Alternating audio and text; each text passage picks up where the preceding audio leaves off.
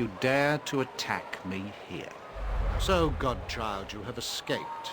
You are more resourceful than I had thought. You're not going to torture us any longer. Torture? Silly girl, you just don't understand what I'm doing, do you? I don't care what you're doing. Let us go. I won't let you leave, not when I'm so close to unlocking your power. We don't want anything from you. Enough! I will no longer listen to the babbling of ignorant children. I'm not going with him. I'm not! Help me!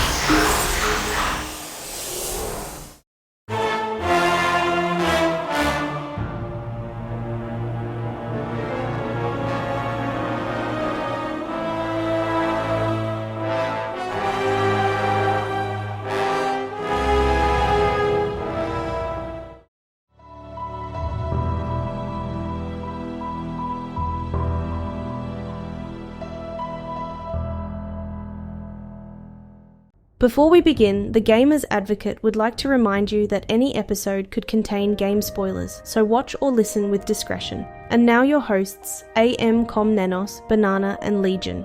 Enjoy the show. Yeah, I had the worst Charlie horse this morning. Oh my god, it just threw me. And I've been drinking a lot of tea, so that's probably my issue. I don't have what plants crave. I got no electrolytes. But what are electrolytes? They're what plants crave. Looking at my Instagram thing, and I have this science facts thing. The duck-billed platypus got to be the weirdest creature on Earth. A mammal that lays eggs with webbed feet like an otter, a duck bill, a beaver tail, has no stomach, two set of rods for vision, has an electro something ability to find its prey, and it glows in the dark with fluorescence. I'm also pretty sure they're venomous. Yeah, they are venomous. Yeah, that is the first chimera. That's true. Yeah, that's more imaginative than any mythological creature I've ever heard of.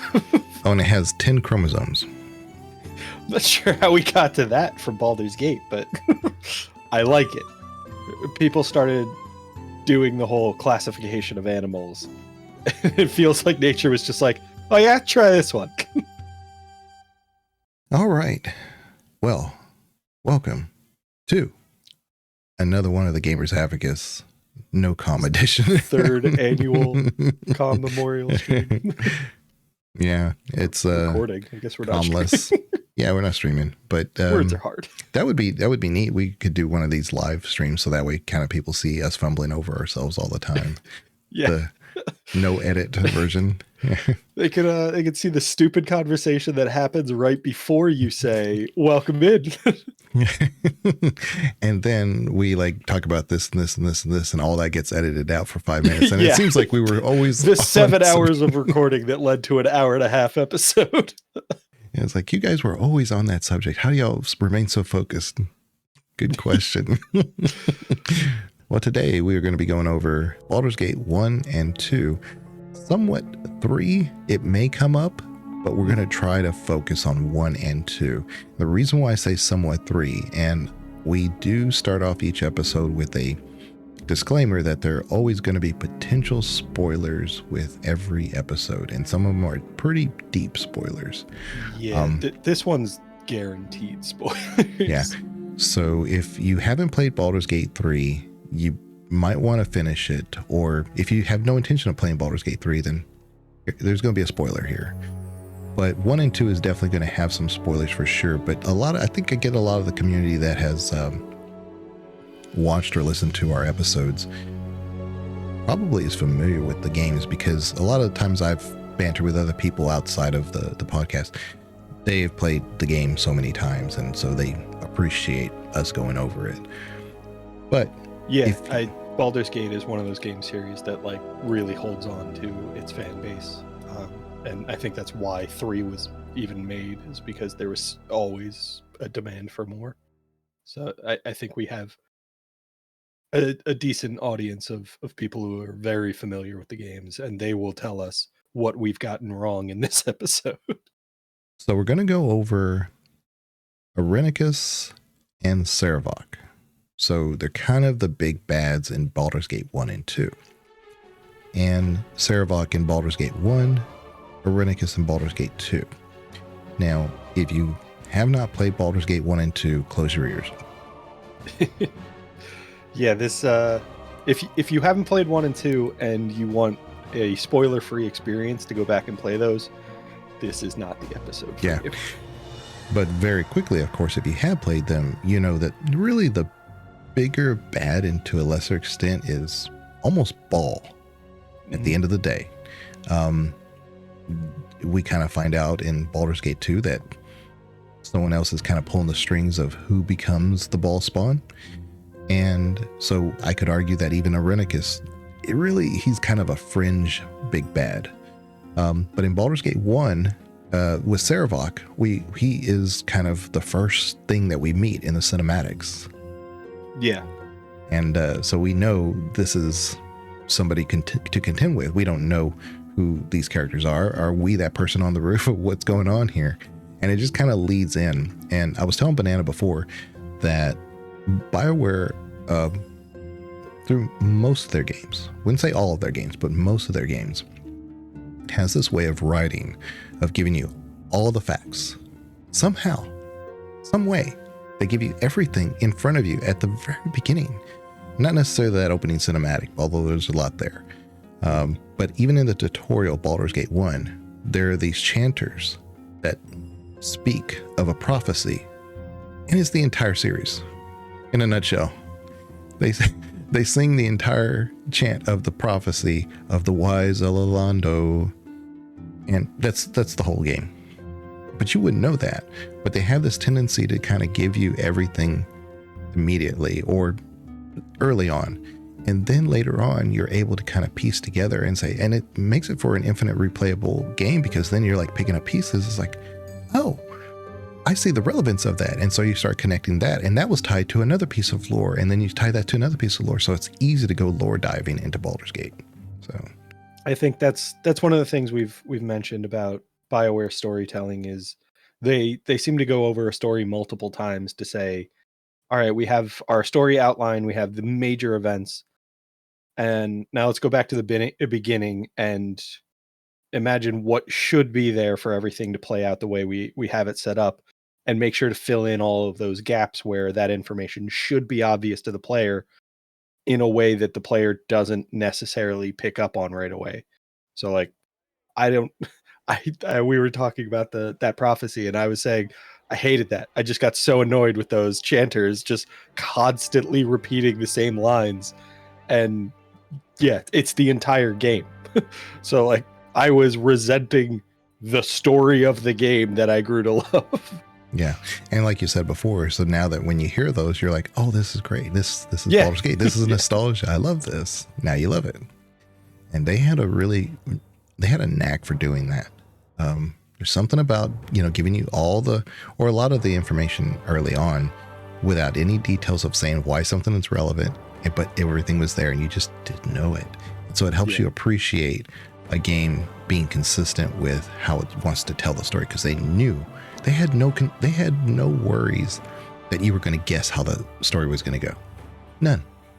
Yeah, that's I think an impressive aspect of storytelling, to give your players all of that information up front and none of the tools to like really put it together, because there are some really insightful people out there who can see, the patterns and recognize everything.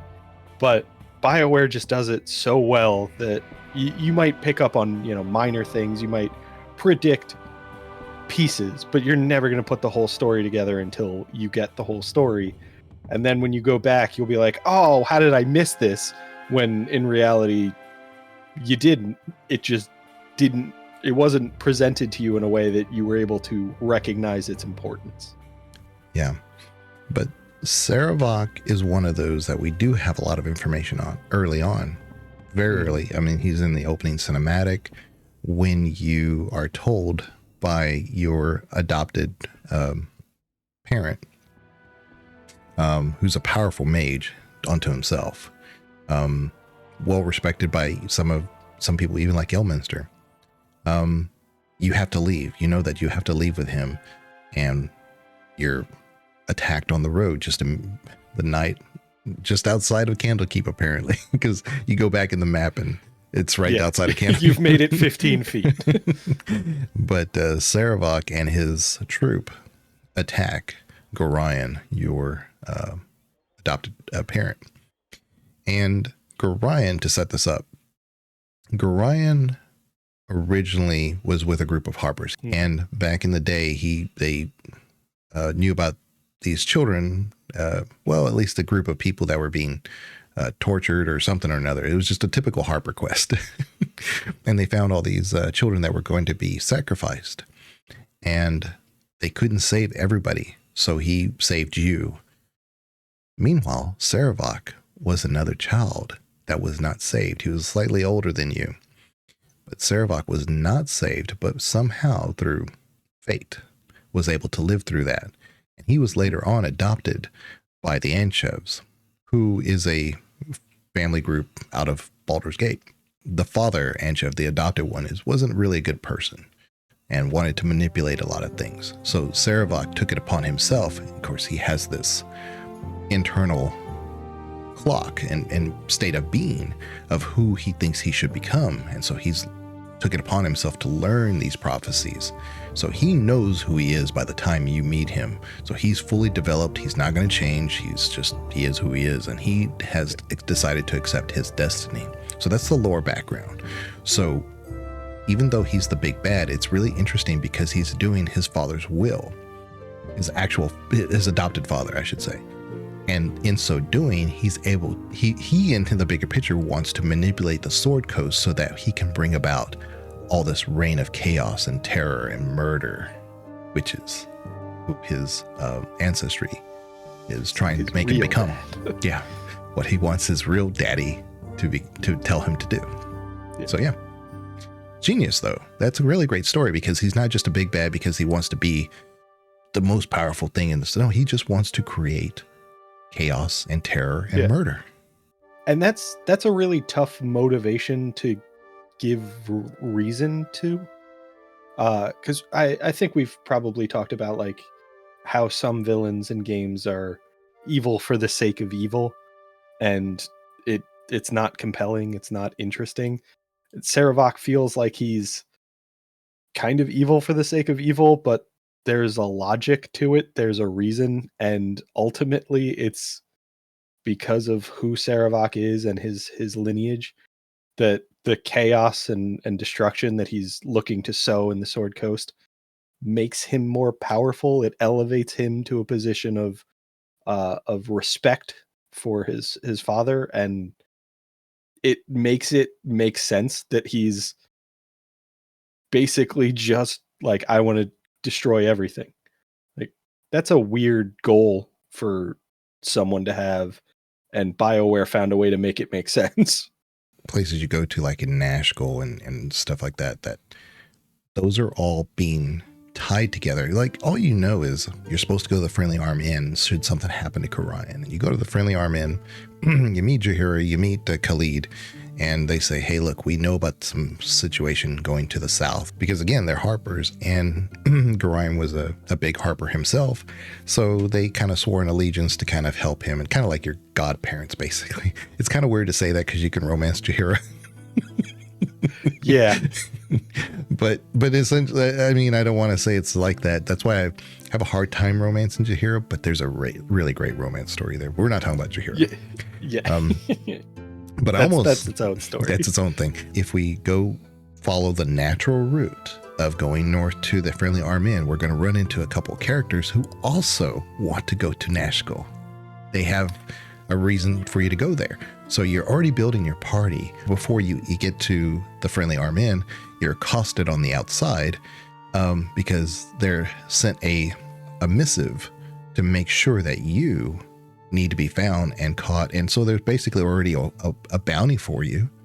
Well, that was set up because Sarevok lives through that fight with Gorion. His entire party is completely decimated by Gorion, but Sarevok is powerful enough to overwhelm Gorion.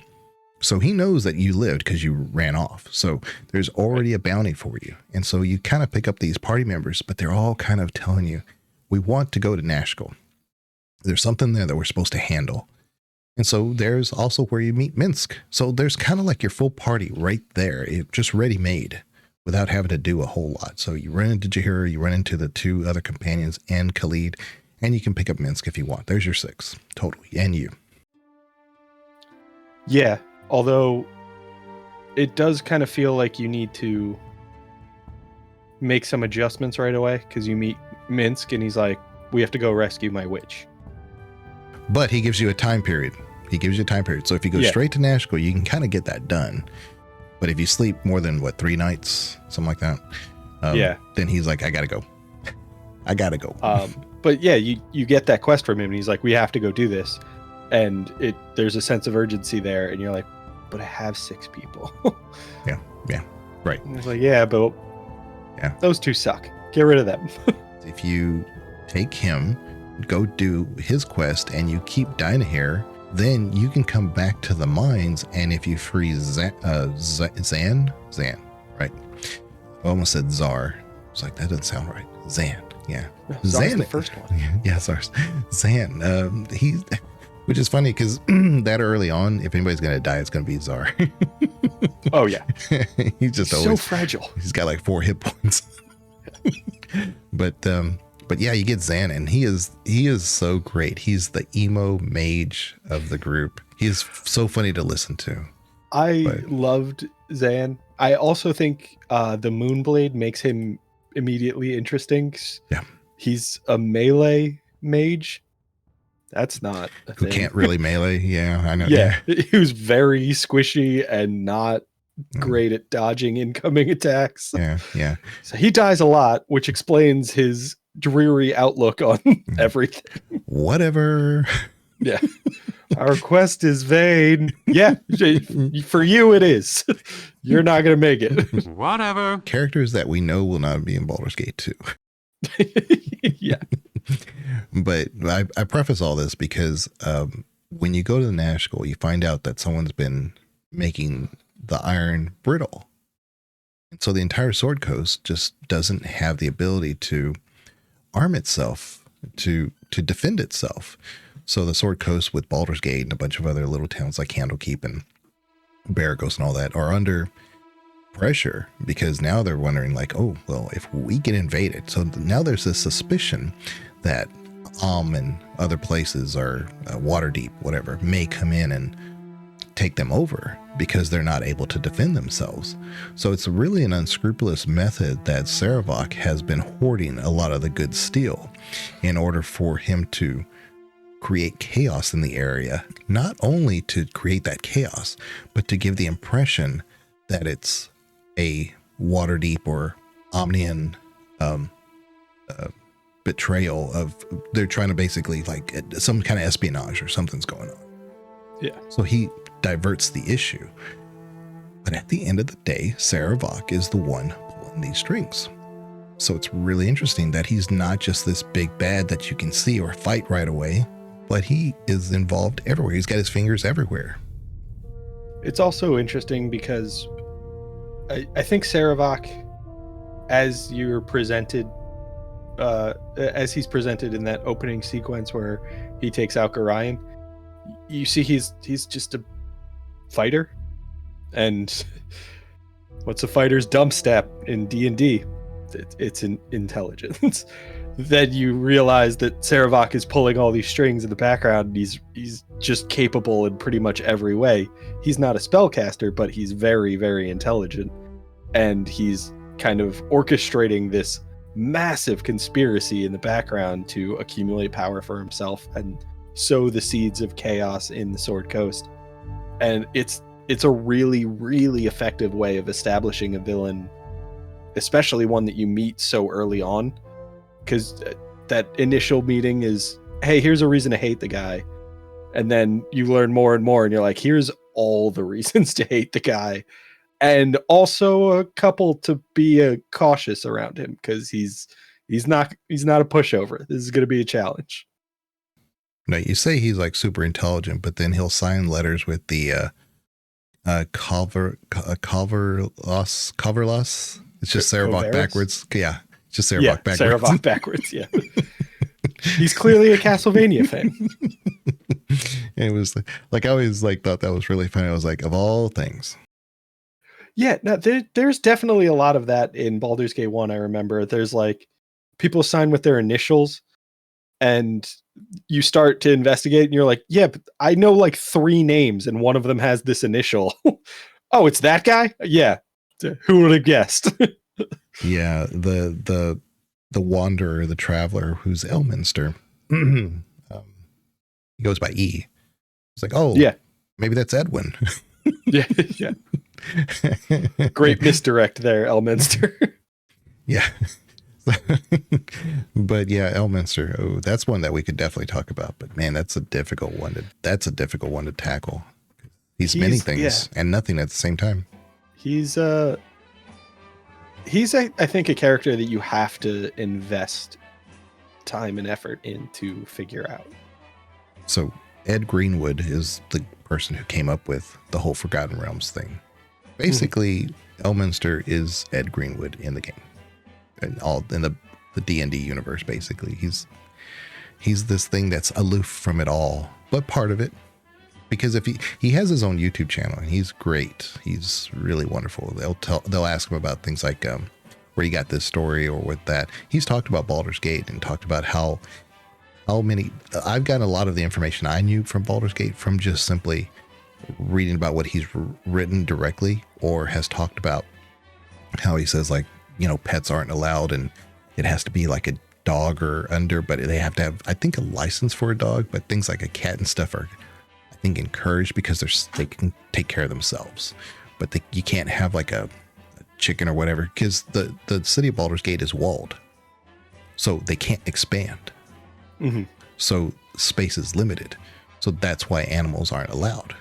And in Baldur's Gate 3, you have a little quest there where the person is upset because they won't let him bring in his, forget the animal that he was trying to bring in. It was like an ostrich or some peacock or something.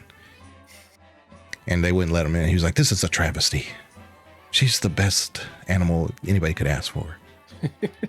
But it's consistent with the lore. But back to Sarevok, I guess. Yeah. I feel like we're going to struggle to stay on topic because there's just so much to Baldur's Gate that it's very easy to go off on a tangent. But, Sarevok in Baldur's Gate, it's so easy for him to kind of blend in because he's now a protector of the city. Because he has all the equipment by default. He's not with the Flaming Fist, but he now can control the Flaming Fist because he has what they need. That was definitely one of those things that I was frustrated by as a kid because I was a kid. And it was one of those things where, like, you get worked up because you know something that you can't convince other people of. And you're just like, yeah, no, he's evil. He killed my foster father. He's organizing this conspiracy. And people are like, nah, he's a hero. And you're like, I hate you. I'm not sure I want to save this city anymore. Yeah, all the dukes are getting together because they have power themselves. He can't do anything of his own accord as far as, like, passing a certain edict or whatever. But they're saying, hey, look, let's just consolidate power to Sarevok. Let's just let him handle stuff. So that's really what he wants. He wants to be able to control things without having to do so much but mastery stuff in the background. He needs direct control. So it's not that he wants power, and that's what it's so fascinating about Sarevok to me, is that it's not that he just wants power. He wants to sow chaos. And this is another way of doing that. So yeah, I feel like a lot of Sarevok's character throughout the game is shown as this calculating villain who doesn't really want to overwhelm with power. He's not somebody who's looking for that conflict. He almost orchestrates everything in order to get as little resistance as possible when he decides to just pull the trigger and destroy everything. And that's an interesting one, because the personality you get from him is the idea that, like, he is so powerful that he doesn't really fear any opposition, but at the same time he's going through all this effort to make sure there is no opposition. Mm-hmm. Yeah, he ensures that he's juxtaposing the situation just so he can further manipulate, like you said, the situation. Because even if he fails, he has a way of being able for that issue to continue. The Sword Coast still won't have the iron that it needs, so you have to go into the forest wooded area and stop that production of that issue. So and so a lot of things get tied back to stopping Sarevok, but not in the traditional method. Not, normally it's like, oh, let's go stop his henchman. We got to go get his base over here. So he fled to Baldur's Gate. He was always in Baldur's Gate. He never left. Yeah. But yeah, all the little henchmen and stuff that are in the Nashkel mines and then the Cloakwood and things like that, those are all his father's, not Ball, but his father's men and groups that have done all that. So Sarevok directly is not at fault or at blame. You couldn't say that's Sarevok's hand, but even though it is, because he's not head of the household, his father is. So yeah, he is. He's very good at using the resources he has available to him, and his ties through his adopted father are just more tools at his disposal. So yeah, and you would think that, we have the impression, of course, this is the whole mind's eye thing of what the beauty of Baldur's Gate 1 and 2 is, that we get the impression, of course, that probably Sarevok is not in Baldur's Gate doing niceties, right? He's probably not like, I got to make sure I don't kill nobody so I don't get found. He's probably doing something somewhere, somehow to somebody. Yeah. But, it's his nature. And so he's not hiding from that. But the one thing that's consistent about him, and when you get to Baldur's Gate, is his craftiness. There's a lot of little details with him that are make him a really good fleshed out character, because he even has like a girlfriend, and he leaves her behind when he has two. Yeah, he's got two, but the one that he leaves behind in the maze that you're kind of going through to follow his tracks and stuff, and he's just like, oh, he killed me, or he stabbed me, or you find like basically like he leaves a companion or some kind of like servant or something there. I forget what it was, but he also has like his girlfriend that he leaves behind. So he's consistent in that he's very selfish. Oh yeah. Mm-hmm. Yeah, that's I don't think that's a surprise to anybody. Oh, right.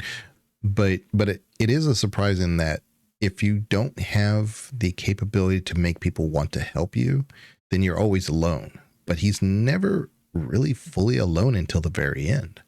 And so he's still has some capacity to be able to be selfish, but yet have the influence to have people want to help him, Yeah, I think we've talked about other villains in gaming that have that kind of charisma to bring people to them, but never really value those people beyond resources. They are tools to enact whatever plan they have. The word I was looking for, sinister plan. That was it. I almost said cynical, and I was like, that's not the word. Just move on. But yeah, he has that ability to manipulate people, to present himself in a way that they want to see him and then want to engage with him. And then it's revealed, usually too late for those people, that he never really cared about them to begin with. Right. Yeah, and so really the final encounter you have with him in Baldur's Gate 1, there's it's a great setup, because even the floor is trapped. So you can't just do a one-on-one battle. You have to super annoying. Yeah. I mean, it would be kind of neat if you could just throw like some kind of like a bomb or just whatever, trigger them all from a distance. Yeah. But no, you're fighting his companions. He is a beast. He's just a whirlwind of frenzied battled. He's got great armor. He's got a great AC. He hits what, like 2.5 times a round, something like that. It's just nuts. 3.5. 3.5. Okay. Yeah. So he has 18 100 strength, 18 dex, 17 constitution, 3.5 attacks per round, and I think he has grandmaster proficiency in his two-handed sword, and with the bonuses of that sword, I think his THAC0 was effectively -5. So in order to hit an armor class of 0, he had to roll a -5. Okay. Yeah, so if you had magic missiles all day, that's fine. But yeah. I also think he has just base resistances to certain types of damage, like 10% resistance to physical. yeah. And then I think there was some 100% resistance to elemental magic damage. Right. So he makes sense as a final boss for sure. Yeah, no, he's a problem. Yeah, he's a problem, and he's not the only one in that room. That's what I'm saying. Oh, But yeah. It's an encounter for sure that's memorable, but he is basically your lineage, your true lineage. So it makes sense that you fighting yourself would be a little overpowered. So by that point. So now you have your own companions too. That's why you have to pick them very carefully by the time you get to that point. So you have a party of up to 6, and it's definitely easier when you have 6 good ones. And that's where like people like Minsk actually comes into his own, right? He's not a great ranger, but he's got constitution, he's got the strength, he can take a hit, you can put him in the full plate, and maybe he can take that hit, maybe he can like train Sarevok throughout the room. You know, there's all different ways of doing this, of course. Oh, But, yeah, that I think the term I learned was kiting. Kiting, yeah. is a big part of that fight for me. To just kind of constantly move the person that Sarevok is targeting just out of his range. Yeah. So even though he has 3.5 attacks per round, he's spending most of the round chasing somebody rather than actually swinging at them. But yeah, that fight requires a lot of strategy. There's no way to brute force it. You do need to handle his entourage first, and then you have Yeah. to clear the room, because if you're going to kite him, you have to, make sure that you don't set off any traps while you're doing it. So Yeah. it's that whole real time with pause. It's Oh yeah, it's a lot of micromanaging. Yeah, I guess that's the right word, but like making sure that you have somebody focused on disarming those traps, making sure they're not the one that's being targeted by Sarevok, so they can move to the traps and disarm them. And then the mages he has with him have so many crowd control abilities that it's like they need to be your top priority before you can even enact whatever strategy you have in mind. Yeah, take some combustible flasks, whatever you got to do, because it takes them out pretty quick. But this is not a strategy edition of our podcast. But It's just one of those things, because we had to invest so much in the fight that like it's lingered with us. In order to beat Sarevok, you had to care a lot. yeah. And that's also, again, why I say mints too, because arrows are actually OP in Baldur's Gate 1 and 2. They are in real life. They are in D&D back then. So one arrow could take you out. And they were probably the best like weapon resource as far as availability in the game. So early on, you find basic arrows all over the place, so you don't have to spend any money on them. And then as you progress and go into more and more difficult dungeons and encounters, you'll find enchanted arrows that do additional damage or potentially inflict some kind of debuff. They're everywhere. And if you're, making sure you're using the basic arrows for the trash mobs that you don't really care about, and then holding on to those valuable arrows for challenging foes, arrows are the best. There's no question. You do the arrows of detonation. So if you are a thief yourself and good with bows, or if you are Minsk and you have 18 dex, because if you get the gloves of dexterity, you can hit a few of those guys right back to back to back, and it's just boom, boom, boom, and then you knock them out. But my point here is that that's when you're kiting Sarevok. It's almost like the easier way to do it is just let everybody pick them off with arrows, because arrows are just unbelievably, you would think of all things. It's kind of like that meme with the full plate armor and you're ready to go into battle, and the guy who has an arrow sticking out of his visor. Exactly. And there are definitely, I think there's another, is Kevon a ranger? I think he's a ranger. Kevon, yeah, he's good. Yeah, he's potentially your best archer. So if you swap him in for Minsk, you won't have that high constitution, but you'll have somebody who hits really hard. I think he might be the only one by default who can use the composite bow, the enchanted one that does the most damage. Yeah, he's a mood for sure. He's always sullen and what are we doing here? He comes in conflict with my favorite BG1 companion, who's not Viconia, so I don't bring him. Of course, we're talking about Sarevok and Irenicus, but it's so easy to get distracted. So easy. And especially with companions, because there are so many of them in BG1. Because I'm dying to talk about Faldorn. Like, I'm dying to talk about Faldorn. I've mentioned it to you in like DMs and stuff. Like, she's in Baldur's Gate 1, the best druid in the game. Easily. Yeah. And you have access to in-game spells with her. Well, the only actual druid. Like Jaheira is a fighter druid. Right. So Faldorn is the only option. Yeah.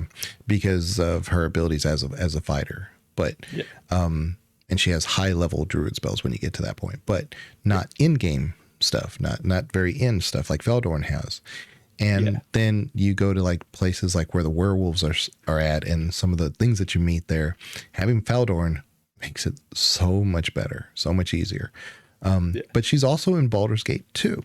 And there are some characters from Baldur's Gate 1, 2, and 3, like Viconia, like Jaheira, like Minsk, and Faldorn. So she's so interesting to me.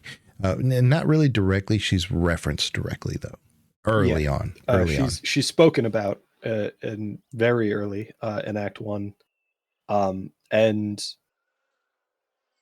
if we were talking about this a bit, if you only play Baldur's Gate 3, you might get kind of the wrong idea about Faldorn and her motivations and what the Shadow Druids are about.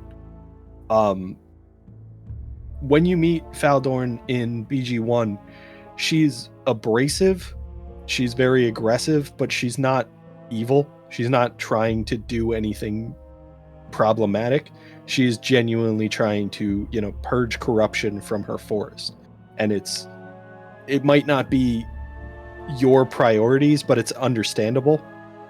And then as you progress into Baldur's Gate 2, you see that ambition to purge corruption has kind of gotten corrupted itself, and she's gone a little too far with it. So that by the time you get to Baldur's Gate 3 and you figure out what the Shadow Druids are trying to accomplish, you're like, oh, they're the worst. I don't like them. Yeah. And directly related to like the stuff with Sarevok is that she's in a forest that has been seeing a lot more activity than she would like to see. Yeah. And so she's trying to make sure that the forest goes back to its homeostasis and go back to what it used to. Nature is healing type situation. And so it makes sense to recruit her, actually. And she is a really good ally for you in that situation. It goes along with her personal beliefs and motivations. So she wants to help you. She's usually in my party. That's why I talk her up quite a bit when it comes to Sarevok, because she has those in-game spells and stuff, Creeping Doom and whatnot. Oh, man, those are just amazing, especially for those spellcasters in Insect Plague to just shut down a spellcaster. Yeah, you put that in there. It's wonderful. And at the mages at the Sarevok, and it just shuts it down. But when you have her, it makes sense because she's trying to get all these bandits and stuff that have been harboring the Cloakwood and stuff, just because that's their source of refuge at the moment because they don't want to be found. So it just makes so much sense to put her there and want to. So it's not like they just threw in a character for the purposes of defeating Sarevok. Sarevok has actually directly manipulated the situation so that way the Shadow Druids, you can't just get like a group of druids to say, oh, you know what, we're gonna help you fight against Sarevok. It had to be somebody who was going to be hyper aggressive to save their woods, and there's where the Shadow Druids come in. So you see the Shadow Druids being bad in Baldur's Gate 3, play Baldur's Gate 1 to find out their true motivation. It's Sarevok's fault. Sarevok's fault, exactly. Yeah.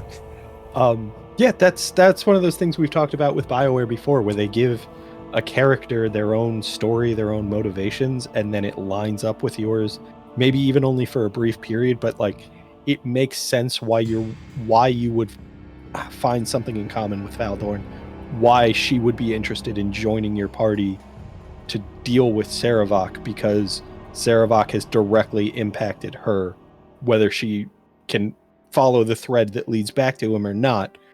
It starts with the bandits in Cloakwood, and then as you learn more, it ties back to Sarevok. So it makes a lot of sense for you to be wandering in the woods and meet a strange woman, and then suddenly you're allies.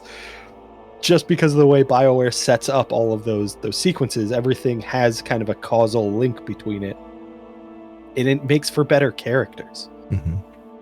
Yeah. So yeah, I that's why I never interrupt Legion when he's like, I want to talk about Valdorn. Yeah, you should. You always have to bear with me, and I'm glad Banana is patient enough that I try to always swing back to the point. But it takes me a while sometimes, especially since I've gotten older. I don't remember all the connecting details.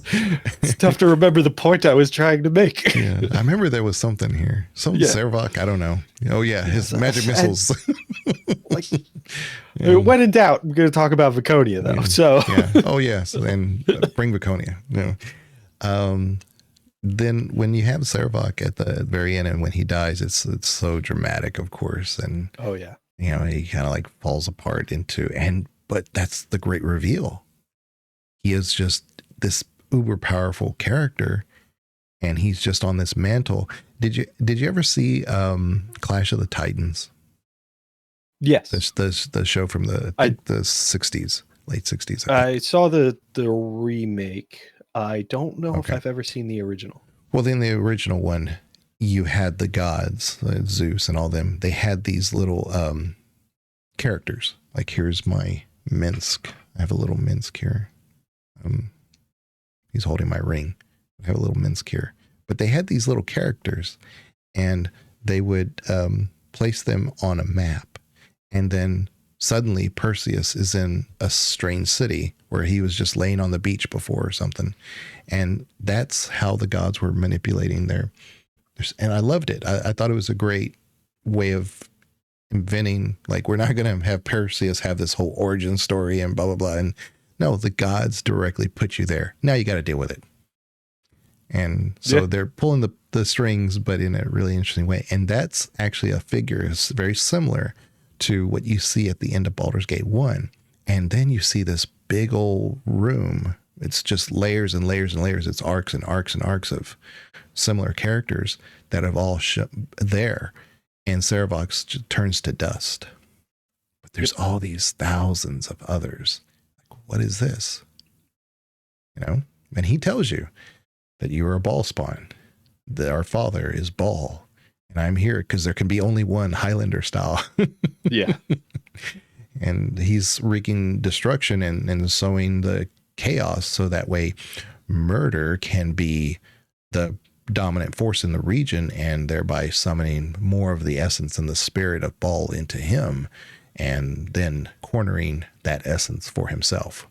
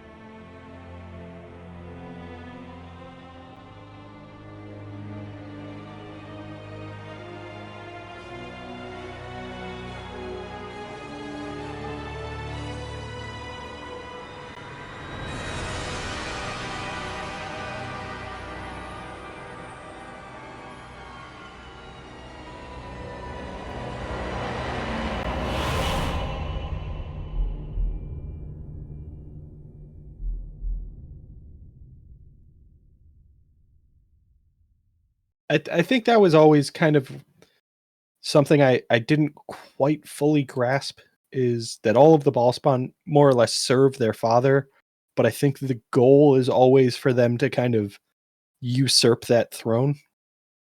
And so they do this, they sow the seeds of chaos, they rain blood over the Sword Coast, and Ball becomes more powerful as a result, but the end goal for them is always to steal Ball's power for themselves. And I've never really understood their game plan as to that last step, but I was on board for the parts that I was involved in, which is the Sword Coast stuff. I wrote this long reply in one of my Baldur's Gate videos to somebody who was asking about the whole like Dead 3 and stuff. And I was trying to bring some of that up in the last video we did. I didn't do it very well, but the lore, of course, in Baldur's Gate and the Forgotten Realms is that Ao, the Overlord, turned all the gods mortal, except for one, him and another one. But he turned them all mortal, and that included, yeah, but that included Ball. And so some of that stuff they kind of knew about, they saw it coming. So Ball, in his wisdom, I don't know if you want to call it wisdom, decided to get with every single creature on Earth that he could find and had spawn with them. Yeah, you're one of them. Busy. Yeah, he got very busy. So that all those little figures you see are various children of his. So yes, he actually was trying to do that. So that way he could break up his essence. And those essences would know to just naturally, because of who they were, to try to reinvigorate the spirit of Ball. And Sarevok got it. He got it clearly. He did all the research, he did all the work, and so he tried to do what he could to make that happen. It wasn't until Baldur's Gate 2 that we start seeing that more concentrated form. Yeah, with the Ballspawn there. And I think that it's not as well established in Baldur's Gate 1. They get into it in Baldur's Gate 2, and then in Baldur's Gate 3, this will be a big spoiler for Baldur's Gate 3, but the Darkspawn, or the Dark Urge playthrough, you play as a Ballspawn, and that is the reason you feel this compulsion to violence. And I think that is something they dig into in Baldur's Gate 2 and Baldur's Gate 3 that really showcases, why Sarevok was the way that he was, and why a lot of the Ballspawn seem to turn into these evil characters, because it's kind of in the core of who they are.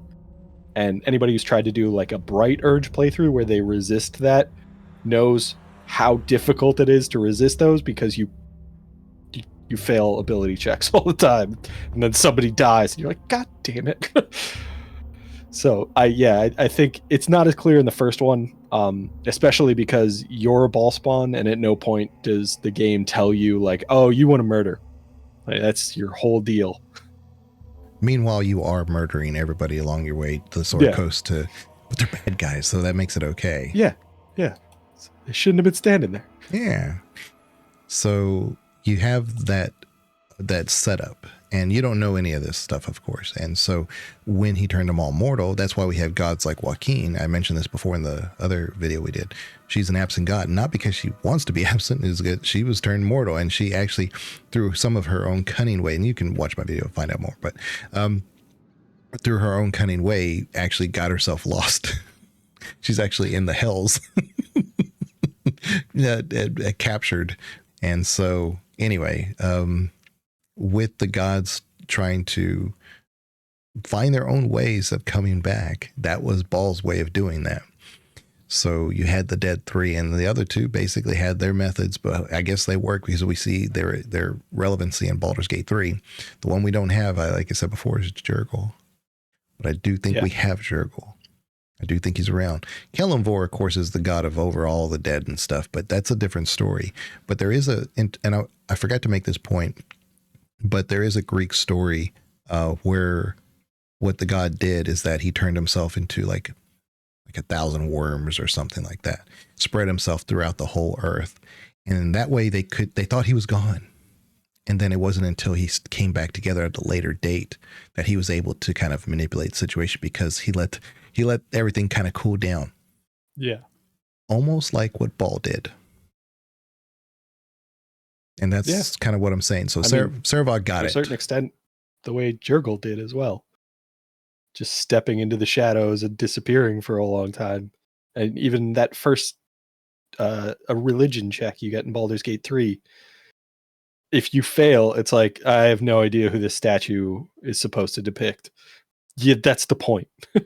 It's supposed to depict Jurgle, and you don't know that because nobody knows that. Yeah. Usually Gale does. He's the best one at getting that religion check. But he'll tell you, look like a statue of Jurgle, but you still can't read the writing. It's too old. Yeah. I do kind of feel like for everybody that fails that check, even if Gale succeeds, he should be like, oh, it's a statue of Jurgle. And they should all go, who? Yeah. Yeah. Like it should just be written like Jurgle was here. Yeah. I like that. Just like graffiti on the wall. Mm-hmm. And it's funny when you talk to Withers, everything he says, actually, he's saying exactly. That is a good example of BioWare writing. That's not a BioWare game, but Withers tells you who he is and what his. Oh yeah. We don't really know who Withers is, and let me be clear about that. Like the ultimate form of Withers, we don't know. Kind of. I have my own theory, but at the very beginning, he kind of tells you, "I am that is my nature of who I am." Yeah, it's what I am. He's very evasive when you try to ask him those direct questions, but he gives you enough information that you can kind of tie him to what we think his ultimate form is. And it's that I think you can ask him like, why is it so easy for you to return my fallen allies to this realm to bring them back?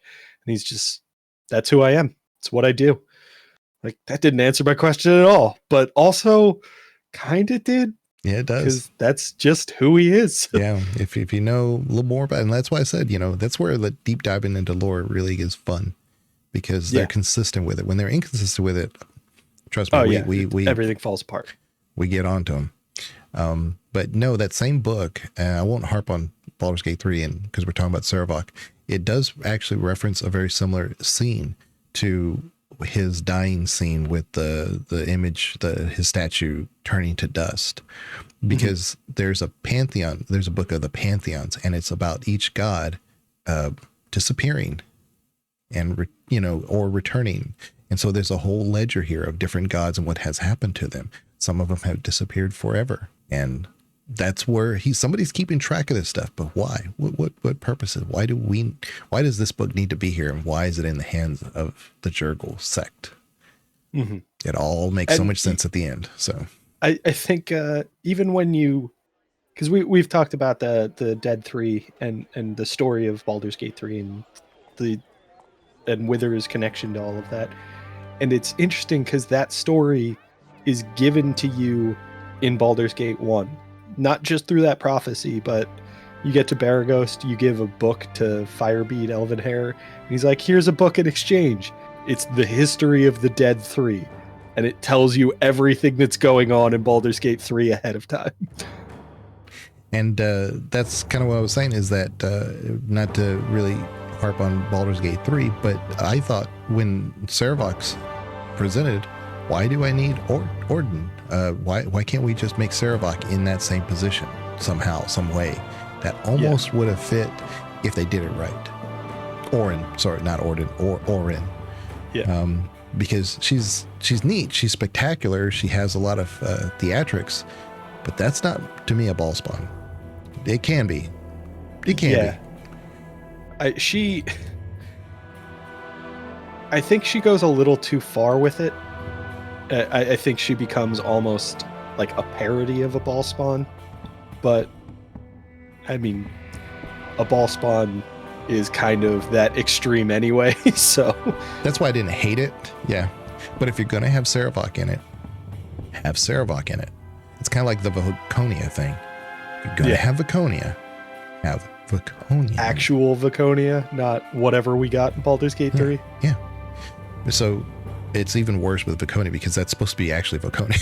Whereas Sarevok is more of like an aspect of him. It's not really, who he is. But that, he's in Baldur's Gate 2 in the DLC. And it's not really truly Sarevok either. It's his essence that you've brought back, but you have to give a part of your essence to get him back. I'm like, can I get down here? No. What? What the hell, Sespinar? That was one of those things with Baldur's Gate 2 that like kind of made it make sense. Because like you can bring Sarevok back and he's like, if this is going to work, you need to give me some of your essence. And it's like, oh, so I can do this with anybody? He's like, no, dumbass, we're siblings. That's why this works. Yeah. It's very BioWare. Very BioWare. Yeah. But you have more essence because you've been collecting them along the way. So it kind of works. Yeah, it kind of works. His presentation in Baldur's Gate 2, which I won't go to the DLC too much, but he's almost like I really wanted him in the party almost because I expected him to be that overpowered character in Baldur's Gate 2. But because you're really at a good level and the enemies are super hard, but your characters are really good and balanced. He's not balanced. That's the problem. Yeah, he's not. Yeah, he's top heavy. So it's hard to use him, even though you may want to. I mean, he's a great melee DPS fighter, but don't use him as a tank. And if you don't have a tank, then you're going to need a tank. So what you going to do? He's another one of those, like, we've talked about this in other episodes where like I get excited about those pieces of equipment that are restricted to a single person, and Sarevok has those, and it's like it's almost like a misdirection in his case because it makes you feel like, oh, he's going to be incredible and he's really good at doing damage, not so great at surviving. Yeah, because even though he's got that high AC, or I should say low AC, it's old D&D rules. He second edition. You got to bear with me. I got to remember all my terms. I don't want to confuse nobody. But I mean, it's second edition, so everybody's confused already. You're fine. Yeah. So even though he's hard to hit, the enemies you face in that DLC, they don't care. They're going to hit you. So they're tough. The fire giants and everybody, you know. But yeah, his presentation in the DLC is just not superb, and I think it's consistent with his lore. I just kind of wanted more from him in that game, in that part of the game. He's kind of nerfed in that way that you expected him to be, because he went from final boss to ally. Like, you're not going to get the final boss in that same effective role. It would be overpowered to no limits, and that makes sense, but he feels underwhelming in the DLC because of that, and like I don't think they did a good enough job of explaining it. Like, I think if they had kind of highlighted more of that, like, I lost all of the essence I had collected from my exploits on this the Sword Coast because you killed me, you dick, and then that explained it, and maybe they like reduced his stats a bit, gave him a mechanic where as you progressed and used him, he could grow some of those stats back. That would have been more interesting. If I remember correctly, he can also go through an alignment change, which doesn't feel right. I don't remember his original alignment. That's what I think he's lawful evil. No. Thought he was chaotic evil. Maybe you might be right. The definition of lawful and chaotic have changed over the years. Yes. But I think at the time, lawful was somebody who would use the law to manipulate the scenario and get it to play out in their own way, as far as lawful evil goes, which is very much Sarevok. But I don't think that's how most people see lawful and chaotic anymore. So maybe he was at that time where people were right being flexible with those terms. Yeah, evil in D&D just really at any time can just really be called being selfish, because you're really doing anything for your own. Yeah, follow the rules and still try to do what's best for everybody. And renegade is chaotic good, which is it's okay to break the rules if you're trying to help people. And then gets a little muddied as you get into the other alignments. Kagan. Kagan is the lawful evil dwarf fighter. Yeah. He's the one trying to get revenge on his former crew for stealing the book that he had found and selling it out from under him. But he's also a merchant. And he's like, hey, there's a caravan that got waylaid and I got to find the ring. I was thinking of Corgan. We're talking about, Kagain. Yeah, he runs a shop in Baragost and is also a jerk. Yeah. But he's lawful evil.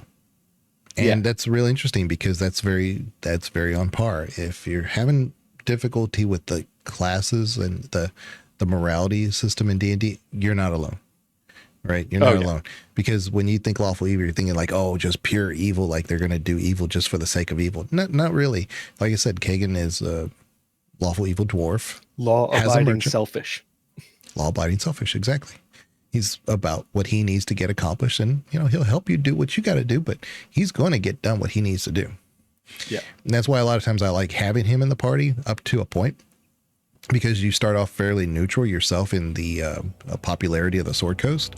But if you get too popular, like too much on the good side, he'll leave Which you will by just playing through the story. Yeah, it's very easy to fall into the good side. But by the time you get to Cloakwood, you may not be at that level for him. And there's another dwarf there that's a cleric, not as good as him as far as like the party mechanics go, but he is neutral good or chaotic good. I can't remember what he is, but he likes your good party now. Neutral good. Neutral good. Okay. But you can leave Kagan there. he will leave of his own accord anyway. He's like, yeah, you good at 2 shoots. Get it, Oh wait, Yeslik is Yeslik. lawful good. Yeah, there you go. Yeah. But yeah, that was one of those ones where I always hated the way that was presented to you, because you go in blind, and if you go in with a party of 6, you have to abandon somebody to bring Yeslik, and if you don't bring him into your party, I think he dies in the mine. Yeah, you have to break him out, and then he just hangs out there. But if you don't recruit him, he doesn't leave. He just stays there, and then you flood the mine. In like my mind's eye, the story is that he got out. Yeah. I just would have liked some confirmation on that. Like, I don't want to recruit you, but I don't want to murder you. Like, we need some middle ground there. Meet me at the Friendly Arm. How about that? You just meet me, but he's not there. That was that was a mechanic of Baldur's Gate 1 that I felt like needed more polish. To tell somebody to go wait for you in like a location where you could recruit them again, because some of these companions, you leave them, or you say like, now's not a great time to recruit them, and they're gone forever. And then others, it's like, oh, I need you to leave the party for a bit. Wait right here in this wilderness that I have no reason to ever come back to. Which works in some cases, because like if you have one that gets turned into stone by a basilisk, you're going to have to do something about that. Otherwise they're not changing that situation. But it doesn't work everywhere. Like you say, it should be in some cases like him where he got out and you don't have to worry about it, but specifically with Sarevok, he's one of those that you can recruit later on, despite all these other characters you run into. It's like, damn it, I wanted Yeslik again. Yeah, we were talking about her. I want a Laura. Oh yeah, Laura. She's not tremendously effective at. I mean, she's a good thief, but she's not like a great combatant. But she's fun. She has a great personality. She weirdly makes Edwin more likable. Like that's a pretty impressive feat, because Edwin is not likable. I like Mazzy a lot. What was I thinking of? The voice actress who does Azula in The Last Airbender. But yeah, I like Mazzy a ton, but she's another character. It's like, I can't use her. I can't really use her. She's not good at anything. Yeah. It's funny because it's brought up in the game to say like, oh, a halfling fighter? And yeah, then you play the game and it's like, yeah, this was not a good idea. But it's funny because like my own, like if I do a D&D campaign, like I will always try to like cause chaos. And I'm like, I'm going to be a kobold paladin who can't be a paladin, obviously. Because he's a kobold. He's going to do his nature of kobold things. So he's always a fallen paladin. So he's useless to everybody. Yeah. But I think that was always the fun part of D&D is embracing those characters that shouldn't work because they're way more fun than... I mean, some people play, with the goal of min-maxing and just creating a super powerful character. And that can be fun. But man, is it fun to create a character that makes no sense and they're just doing their best. Yeah, and that's where I thought Mazzy could come into her own, because then what if you could get her somehow a paladin title, even though you couldn't back then? Well, maybe you can in this situation. That would have been infinitely interesting. Yeah, I mean, you go through the thing with Animan, it's like fighter cleric, or is he just a cleric? Or is he's fighter cleric. Okay. But he's working towards the goal of becoming a paladin. And you can't make him a paladin in game, but you can change his alignment. And it feels like he's, one step closer to that goal of becoming a paladin. If they could implement an alignment change, why not implement a class change? And why can't Mazzy do it as well? That was kind of what I was saying. Yeah. Yeah. And that all ties into where I was going next. Another one of my circle rounds. Yes. Big U-turns. Getting back to that original point. Here in Texas, we have so many U-turns and other, like when I went to the East Coast area, man, there were like, I missed my turn, and the next place to turn around is like 5 miles, 8 miles away. Yep. There's a lot of that. In Texas, it's every half mile you can find a way to turn around. We love our concrete. So, yeah. But anyway, I was going to come back because of Baldur's Gate 2. All these characters are well developed, and they have to be, because the main enemy we have, Irenicus, is, I think you mentioned it before, the Portrait of Evil is a masterclass of how to tell a story with an evil character. Yes, you're presented with him just being like this dick in the moment. He's basically a problem for us. He's captured us. He's chained us up. We want out. And our first opportunity we get out, we've realized there's these traps. There's these things that he's been doing, these tortures. He keeps these nymphs held up. There's a genie around. For some reason. Yeah. But the genie, I love the genie because he has these things that we have that we can use. And there's these chests that have some good stuff there. And we run into the more mephits, and the mephits I thought were going to be a big problem in Baldur's Gate 2. They're really just more or less at the beginning, and they're not really that bad. Yeah, they are tremendously annoying in, Dynahair's room. But once you figure out the mechanic, they're not so bad. But I mean, that first time you're playing through and you're like, they just keep coming in. How are they coming? How are they making more of these things? They're so annoying. And then you get out of that dungeon, like you see a handful of them throughout the rest of the game. They're not a problem. Yeah, but you can see why Irenicus uses what he uses. I think it's a really great idea. The what is it? The Yogg-Toth. You see him once and that's it. I think you may see him another one time at the Watcher's Keep. I think maybe, and it's like by then they're nothing. But it's like, man, what is this thing doing here? And it was a hit and miss, that whole Irenicus's dungeon. But then you get introduced to the Durlogs, the Drogar, sorry. Yeah. The dark dwarves. And they have a tendency to be more on the evil side. And so them working for Irenicus, you kind of, if you didn't know D&D, you'd be like, oh, okay, so I'm getting an impression of who this person is and who he's working with and stuff. Even the vampires don't like him, so they should make a showing in that whole area. And it's like the dungeon is just massively huge. And like I said, we've talked about how like it's just really unnecessarily large. The first time you do it, second time you do it, it's interesting, it's fun, you get a lot of good gear out of it. But you kind of just want out of there when you play it again over and over. It feels kind of like that thing we complimented BioWare for not doing in most of their other games. It feels like that lore dump at the beginning where you're like, all right, there's a lot going on here and I just want to get started. and it feels like this is all an obstacle to doing what I actually want in the game. That first time you're playing through, it's exciting, you're learning a bunch of stuff. But when you do a repeat playthrough, you're like, I don't care. I know all of this already. Yeah. You run into a character who gives you an opportunity to rescue Imoen, and you meet him at his base or whatever, and he tells you he's with his people. Really, it's the shadow thieves, and they'll offer transport. But it would have been kind of neat that when you go there, he says, hey, look, but I need this book or whatever from something, because it'll tell us how, where everything is at. And if it took you to like a house or some kind of, guarded area that had those nymphs and everything else in them, then we would be working back to the same thing that they were trying to tell us in that dungeon, without it being everything in that dungeon, because everything we know about Irenicus early on is there.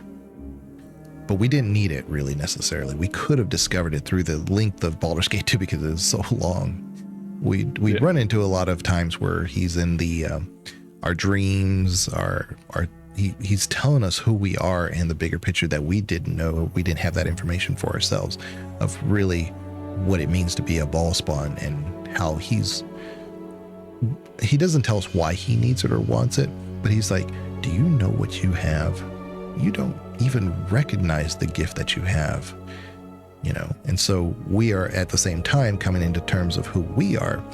So it's through Irenicus, even though he's a big bad, it's through Irenicus that we develop our own sense of character identification, which is rare in gaming, rare in storytelling. Yeah, I definitely feel like there's a lot to Irenicus, and it's a challenge to kind of pace that information that the player gets to a level where you are not overwhelmed and you don't get disinterested in it. And that starting dungeon struggles with that. It's presenting you with a lot of that stuff very early on. Gets to be too much, especially because you have to like track over that dungeon multiple times to get everything. And sometimes, you're just like, I just want to get out of the dungeon, and I don't want to sacrifice the rewards that I get for those quests by, racing through and ignoring all of them. But I also don't want to wander through the entirety of this dungeon multiple times to get it all.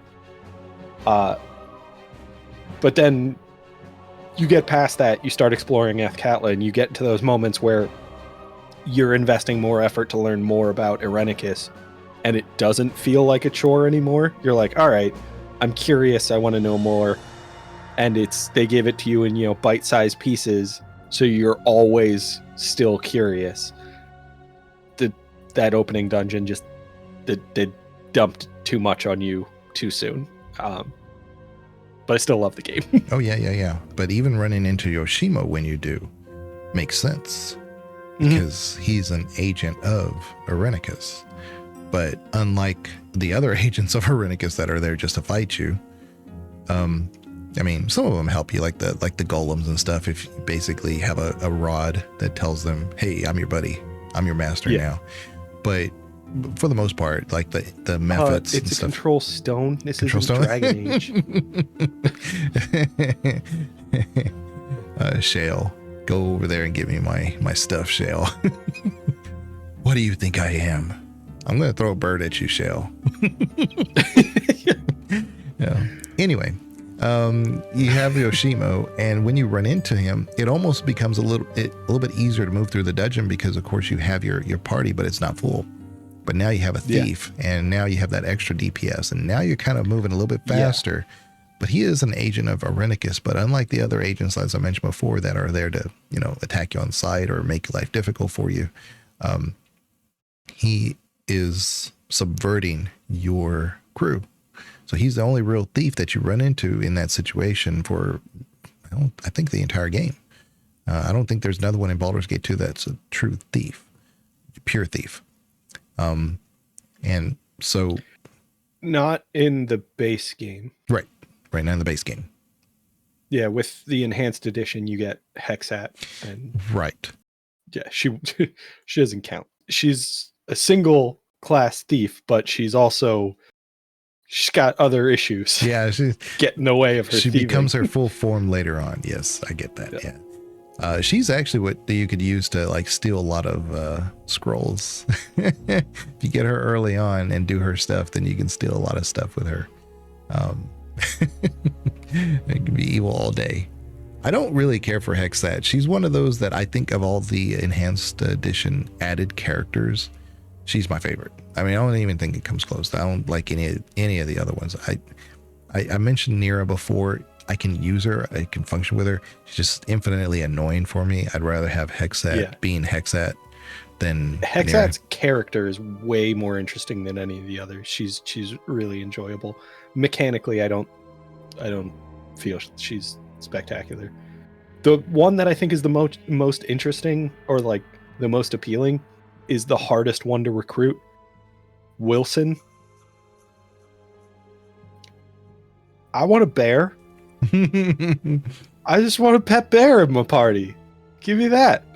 But like, you have to go out of your way in the middle of somebody else's quest, I think, and like it's at a weird point where it doesn't feel like you should be leaving that quest.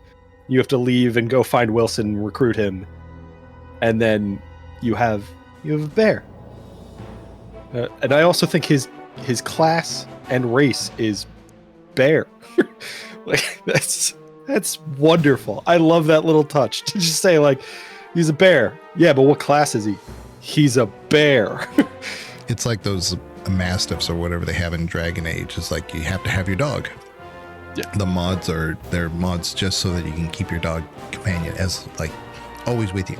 I think if you're human, or maybe it's like all characters, but I know when you're human, you start off with them even at the castle where you're from. But anyway, Irenicus Irenicus doesn't have a bear. Yeah. And that was his downfall. You know, if he had a bear, maybe we could either side with him or there would be some redeeming qualities. Because I feel like with Sarevok, there's that final sequence with the like him falling in combat, and it feels like it brings closure to the story, but it's not cruel. It's not like he's really being punished. It's just he's being eliminated because he posed a threat to the Sword Coast. With Irenicus, it feels cruel. The ending cinematic with him makes it feel like he is very much being punished for everything he tried to do. I was going to cover that almost like sequentially as we were going through the story, but you make a good point. You make a good point because but I raced straight to the end. but no, you make a really good point, because when you develop the character of Irenicus and you see who he is, he's like Sarevok, not that different from you.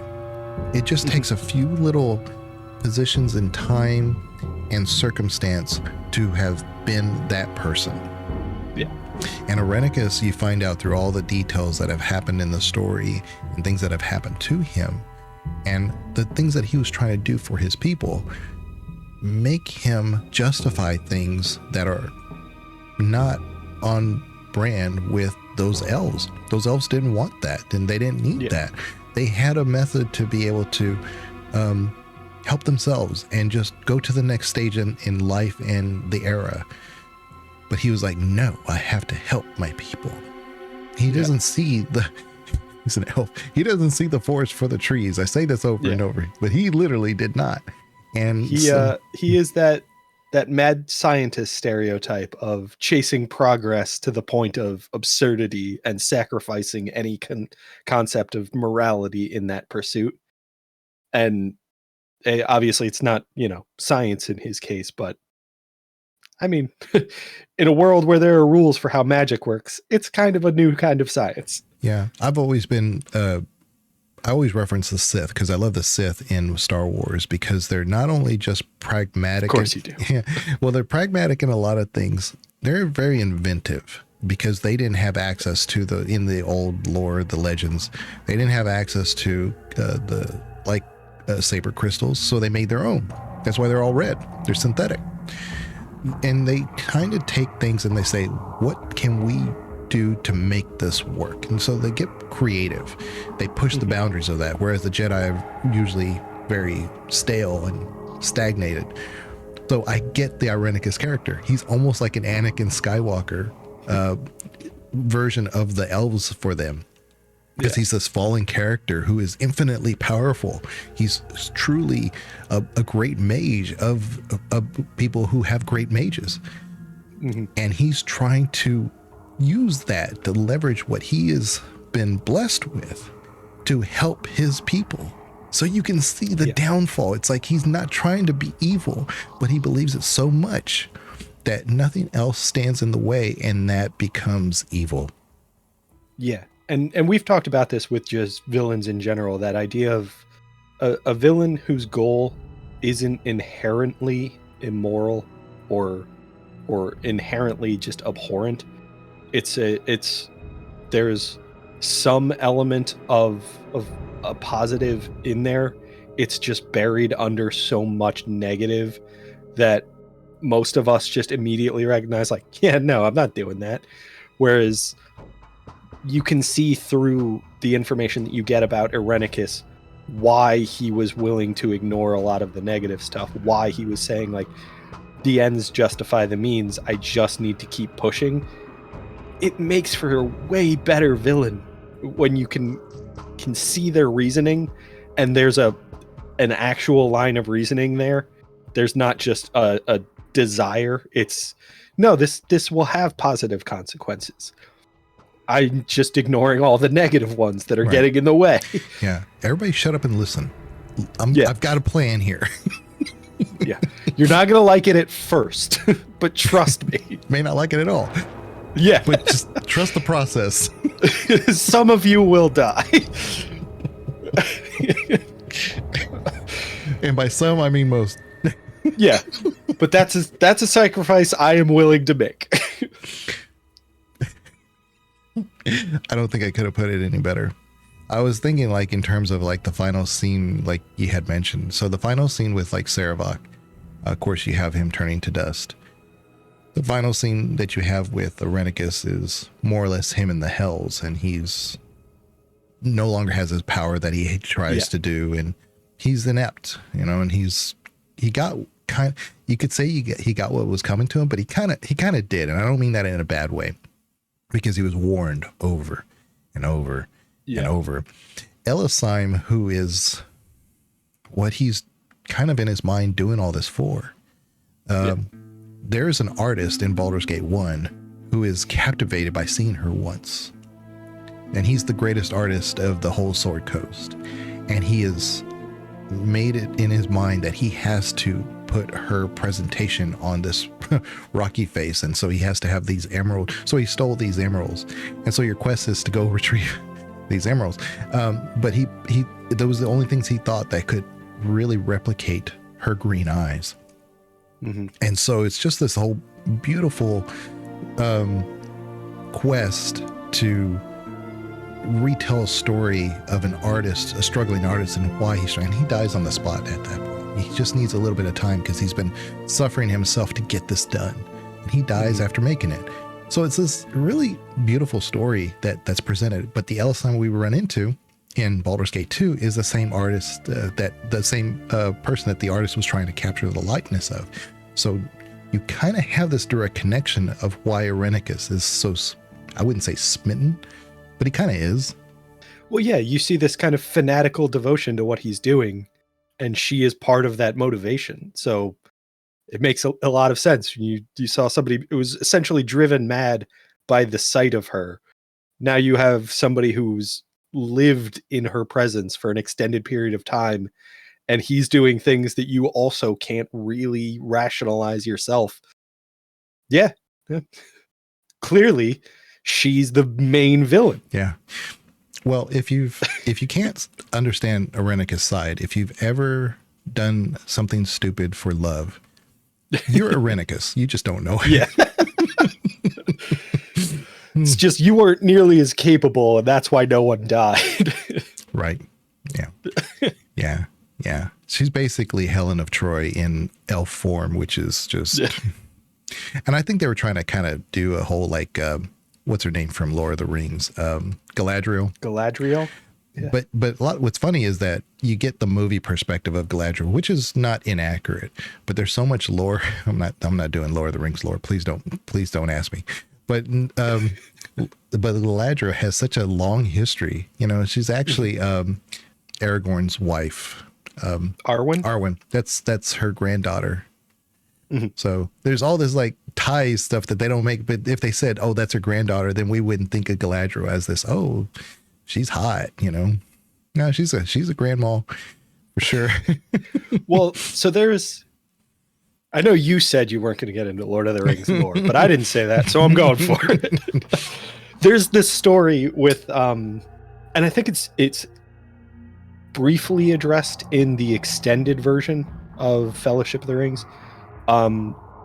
where Galadriel gives each of the members of the Fellowship a boon, and they ask for certain things. And Gimli asks for a strand of her hair, and she gives him 3.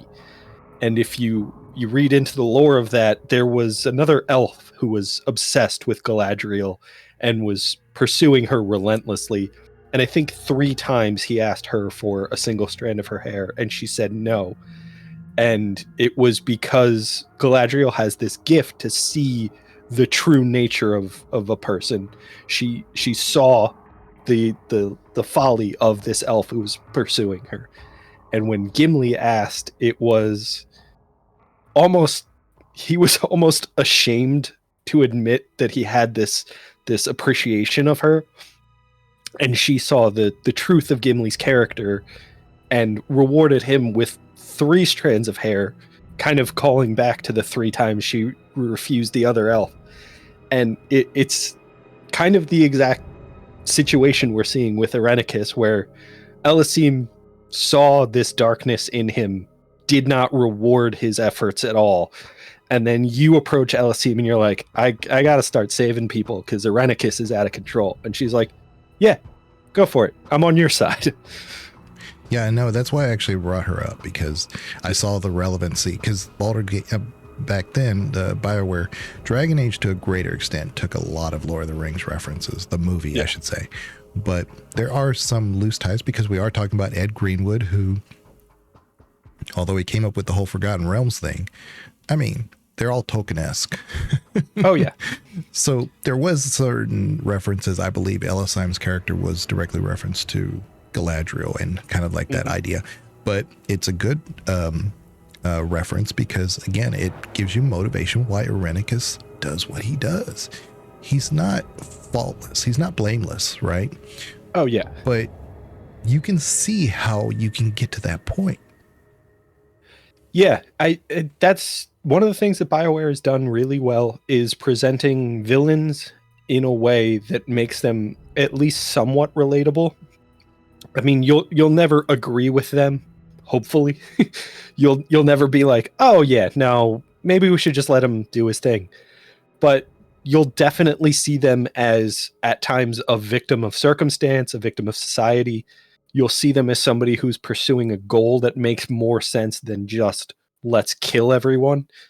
And that's what makes for a compelling villain. And BioWare knew that right away. They did it with Sarevok. They did it with Irenicus. They did it with Saren in Mass Effect. You can see the logic of Saren's plan.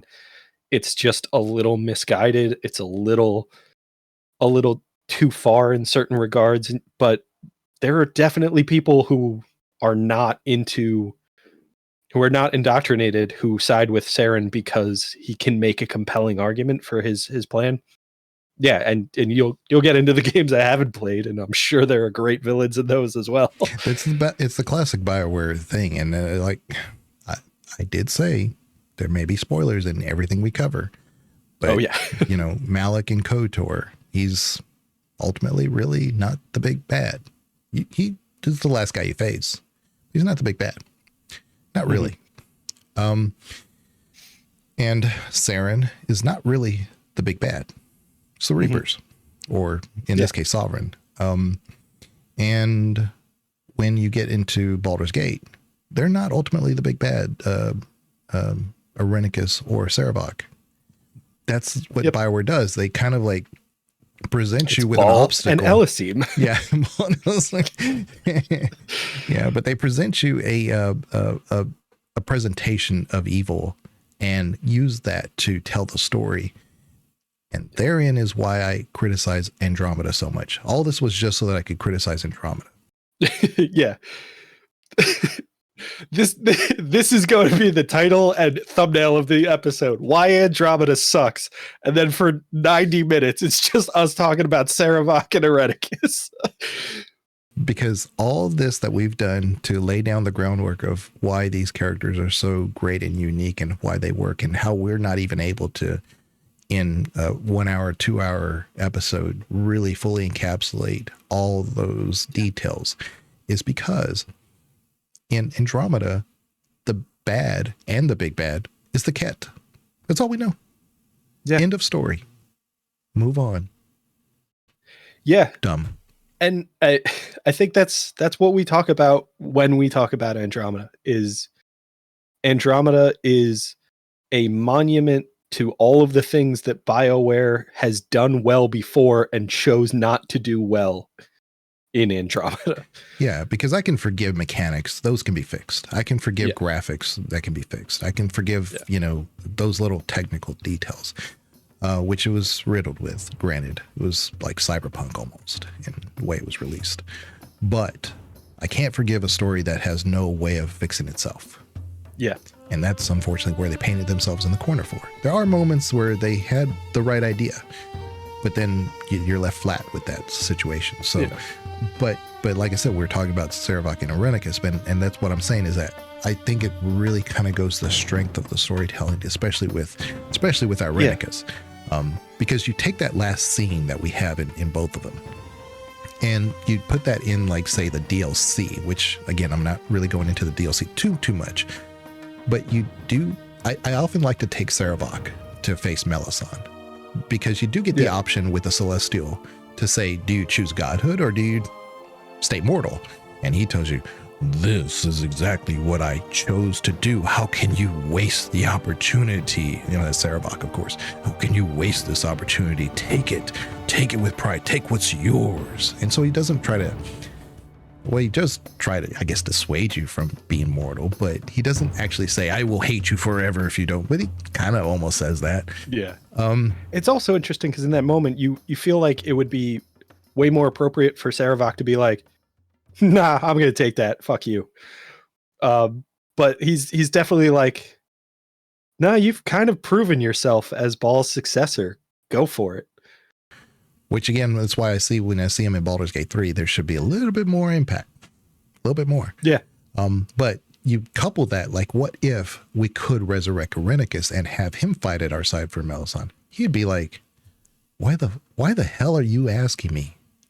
Don't you know who you are? I feel like with his ending, he would also come back and be like, you pricks. like I am enduring eternal torture at this point because of you assholes. There's no way we're working together. Right. But that aside, he may be grateful that he's not there anymore. But that aside, the ending scene, when you get to have that conversation with your companions, I think there would be a very different nature there. And I think that would be because now you've cemented the ability to say what each character can do. And that, again, like I said, is great storytelling, because we don't have to fully imagine what Sarevok would say, because he actually says it. But with Irenicus, we can be pretty sure. You can say it in the comments, please. If you know Irenicus and you think, what would he say in the final scene if we were given the option for godhood and he was part of the party? What would he say, good or bad? What would he advocate for? I mean, he'd probably say, why are you asking me? You are mortal. You should stay mortal, because what godhood do you deserve? You were just born with this gift. I almost see Irenicus maintaining that fanatical devotion to his goal and still seeing you as a tool to reach his goal. So I almost see him saying, ascend to godhood and then do this thing for me. Give me a little piece so I can manage your your church. Which that's Viconia's job, by the way. So Yeah, Legion doesn't care who you brought to that final fight. You need to know what Viconia is going to say in that moment. So she's obviously there.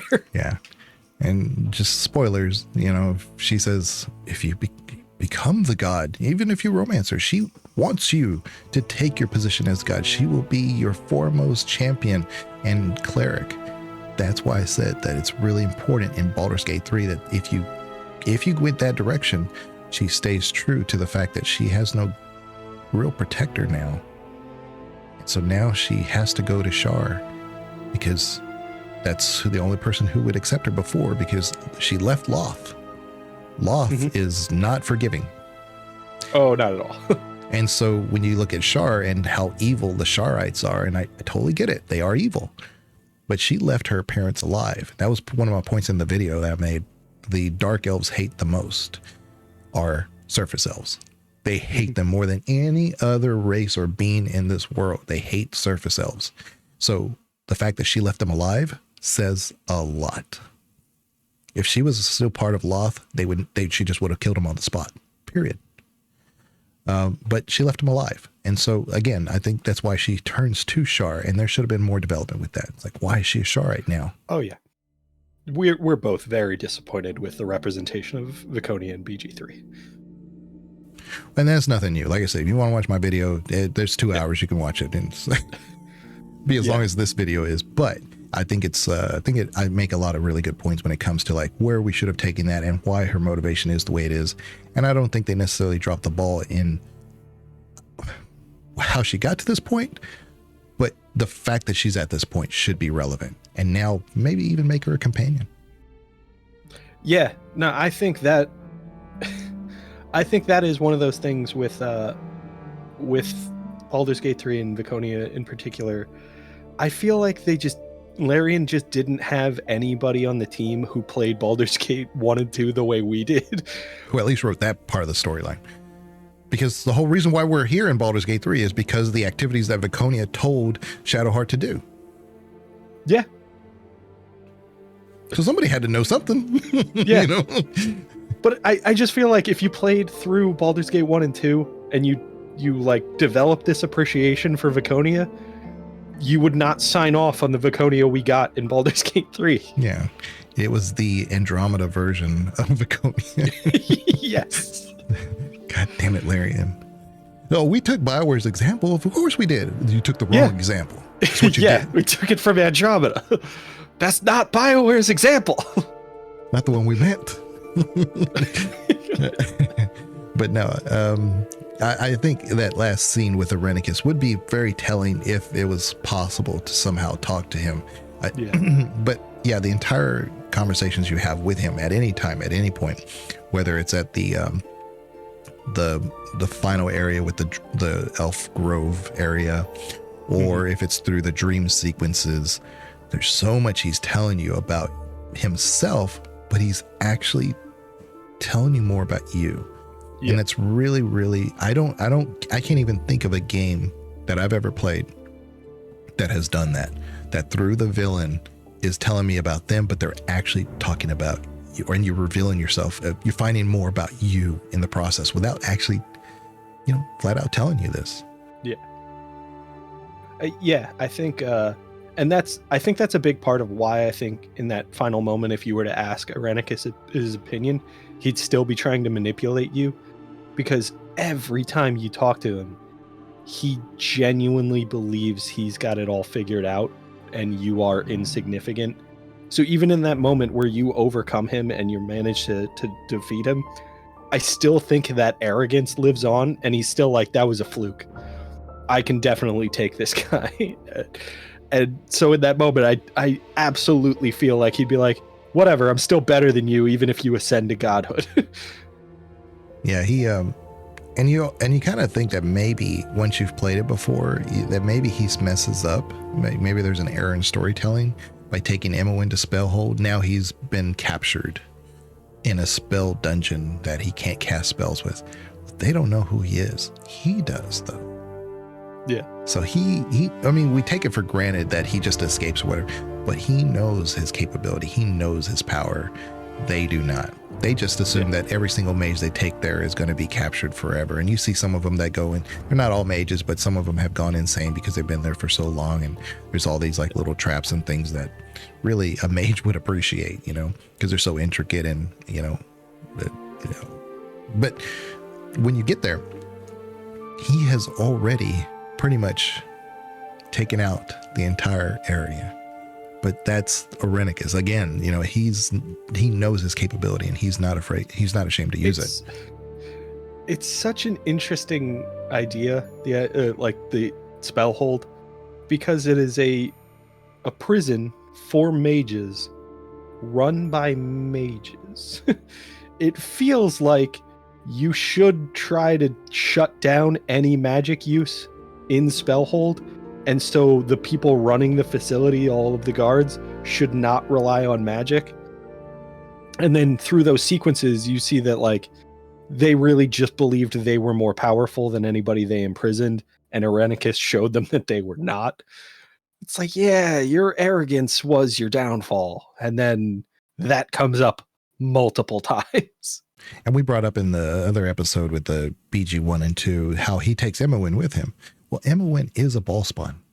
That's the part I left out in the previous one, that there's a reason why she's important, and I would like to see more information about her, and I would like to have seen some book somewhere, somehow in BG3 about Imowen. Yeah. I think she is important because we can't even ascend to godhood unless she gives us that aspect. Yep.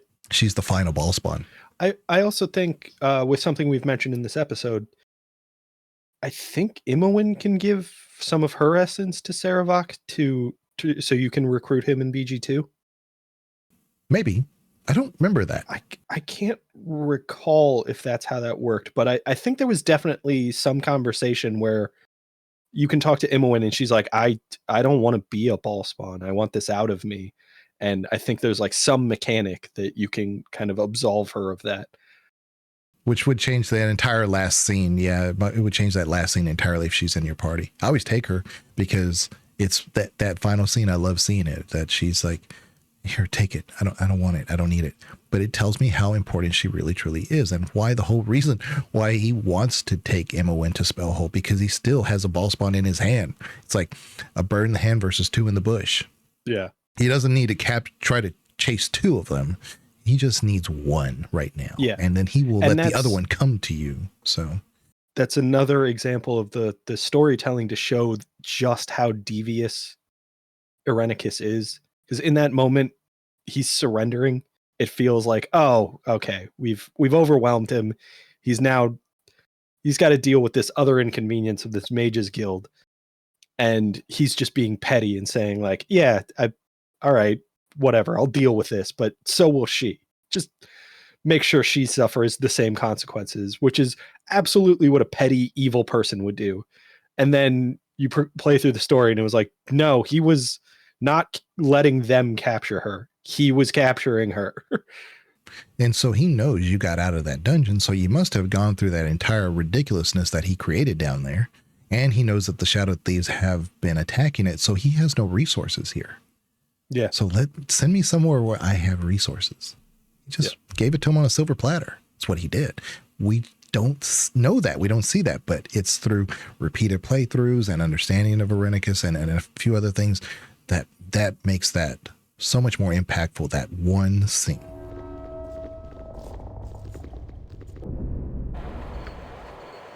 You dare to attack me here. Do you even know whom you face? You will suffer. You will all suffer.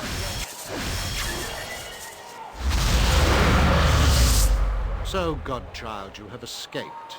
You are more resourceful than I had thought. You're not going to torture us any longer. Torture?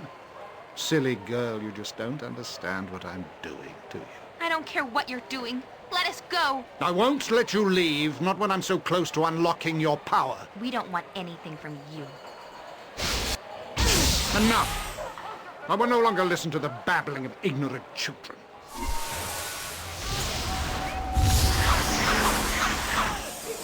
This is an unsanctioned use of magical energy. All involved will be held This disturbance is over. Must I be interrupted at every turn? Enough of this.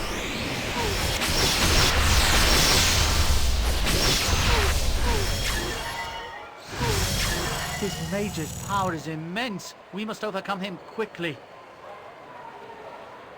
Enough. I haven't the time for this. You will cease your spell casting and come with us. Your pathetic magics are useless. Let this end. Even if we fall, our numbers are many. You will be overwhelmed. You bore me, Mageling. You may take me in, but you will take the girl as well. What? No. I've done nothing wrong. You have been involved in illegal use of magic. You will come with us. I'm not going with him. I'm not. I think Irenicus could definitely have done with some mood pills, I think, because he seems to always be at this like hostile state. Yeah. He never takes it down at all. It's also very funny because you see him as this like tremendously capable, tremendously intelligent, very prone to flights of aggression. So it's like, this is a guy who's got everything under control. And then you say the wrong thing to him and he explodes at you. And you're like, all right, maybe not completely under control. Yeah, because it looks like a dream sequence, but it's a situation where he's talking to Emma and Emma, let me go. What are you trying to do? He's like, shut up, girl. Yeah. He's always got that level of aggression that's just unnecessary, but that's... And yeah, as you play through the story, you almost feel this sense of urgency to what he's working towards that makes that all make sense, where he's any minor inconvenience that is getting in the way or delaying his goal is extremely frustrating to him. So when you see those moments where he's like, I'm not going to explain this to you, I'm just stealing your power, shut up. Yeah.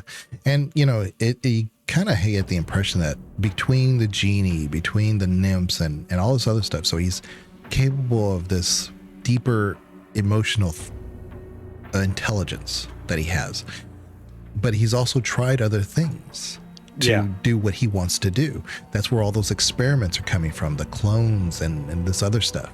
And now he says, oh, ball spawn. They've kind of almost fallen into his lap. And he sees a way, but that wasn't one of his primary methods. And again, another genius storytelling, because we're given this dungeon, like we almost think of it like, oh, it's an opening dungeon, whatever.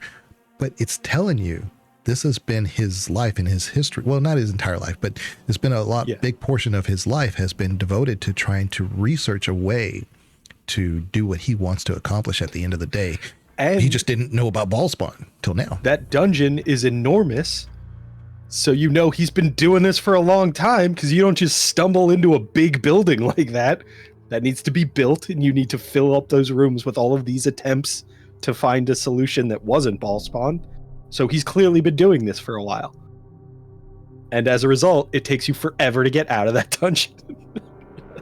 But he's also smart enough to put it in a city that recognizes magic use, because it's a magic controlled city. Yeah. Yeah, it feels like that he found a way to kind of shelter himself from the observation of the Mages Guild in his little dungeon there. But he also has access to powerful mages because the Mages Guild exists in Athkatla. It's this kind of like weird, the closer I am to danger, the further I am from harm kind of thing. And it's again, pretty brilliant for him to kind of position himself there. Right. But in that scene where, Imoen and he are captured, they said this is an unsanctioned or unregulated use of magic. But they really are probably focused on Imoen because Irenicus probably bought his license. Because they didn't get paid. Right. Well, Irenicus probably bought his license. They didn't say it was an unregulated use of magic everywhere. They just said, oh, it's in here, so... But maybe he didn't. I don't know. It's classic Irenicus that he would not have, so... It's interesting because they are talking to Irenicus in that moment, and then he says, yeah, but she did it too, so you'll take both of us. It feels like he is their target, but at the same time, like, I don't know how they never get into the details of how that magic detection works, but like, there are a lot of people in the promenade there, and they're like, "That's the guy. He's the one who was using magic." Yeah. You see this big crater in the ground? Yeah. And well, he's in the middle to of be it? fair, the dude standing in the middle of that crater is probably your prime suspect. And then we just go a few steps and we pick up Ari. Yeah. Who is a cleric mage, Visiting. both magic users. Yeah. Who's visiting and probably doesn't have a license. Yep. And she's also trapped in an illusion, which was not an unsanctioned use of magical energy. Yeah, it was a caravan. I like the callback to Quail though. Uncle Quail, Yeah. Uncle Quail, and I'm like, I know Quail. Yeah, no one likes Quail. Yeah, no. Quail's your uncle. Yeah. That was the big disconnect for me there. You meet Ari and she's this sweetheart that's like immediately likable. She's like, "Oh, Uncle Quail." Who? There's no way you are close to Quail and also this likable. Yeah, Quail. Yeah, that's an interesting one. Illusionist, I think, is what his. Yeah, he was dual classed. He might have been cleric illusionist. Yeah, I think you meet him just outside of Baldur's Gate, and you can recruit him. And which means you can't recruit him until what, like Act 5? Right. So- So if you could get him earlier, then there might be some play there. But if you had a lot of characters that have died along the way, then maybe he's like a godsend. You know? Yeah, that's true. But yeah, you avoided most of the danger. Thanks, Quail. Yeah. So, but yeah, it's her uncle. But I always thought that meant kind of like almost like a metaphor, like just caretaker. Yeah, I think that's the uncle in the sense of like almost an adopted parent kind of thing, or just like a family friend. Unky Quill. Yeah. Okay. He joined the circus. I don't. Okay. I that's kind of on brand. Yeah. Oh, but anyway, yeah. Can you imagine like Quail at the? Because I can't. Quail with the At that final confrontation with Irenicus. Yeah. Oh no, I definitely feel like you'd have more of those shut up moments from Irenicus if Quail was in your party. He's like, "You're the one I saw at the circus in the promenade." You again. Oh, that would be horrible. Quail was the real reason Irenicus abandoned that dungeon. I got to get out of here. So insufferable. Yeah. It'd be interesting too if Teox was an agent somehow of Irenicus just to sow some chaos in that area, just to kind of distract from what he was doing or something, you know? Yeah. Oh, wait. Is that it? Is TX in Spellhold? TX. Yeah, maybe that may be right. Yeah. Yeah.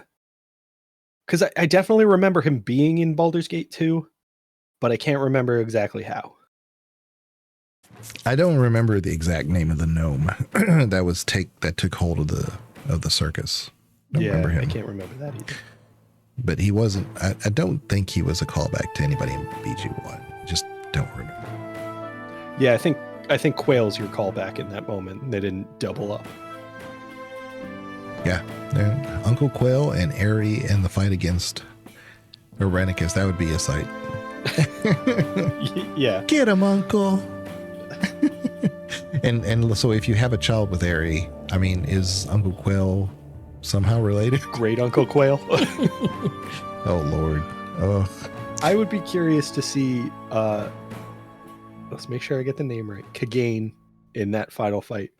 Because his voice lines in Baldur's Gate 1, he sounds so disinterested in everything that's going on. Yeah. So for him to be in that final confrontation with Irenicus, it feels like he's like, let's just get this over with. I'm going to go back to my shop. Yeah. I have things to do. Yeah. Well, anyway. But yeah, I think like you said before, the portrait of evil between the two is not a hot take to say that they were expertly done, but I mean, I think it deserves a little bit more focus and praise. I think probably because especially with Baldur's Gate 3, doing a pretty good job of having its in-game content makes sense. But if you only play Baldur's Gate 3, you can appreciate it. But I think if you do play Baldur's Gate 1 and 2, you'll really kind of connect a lot of these dots and be like,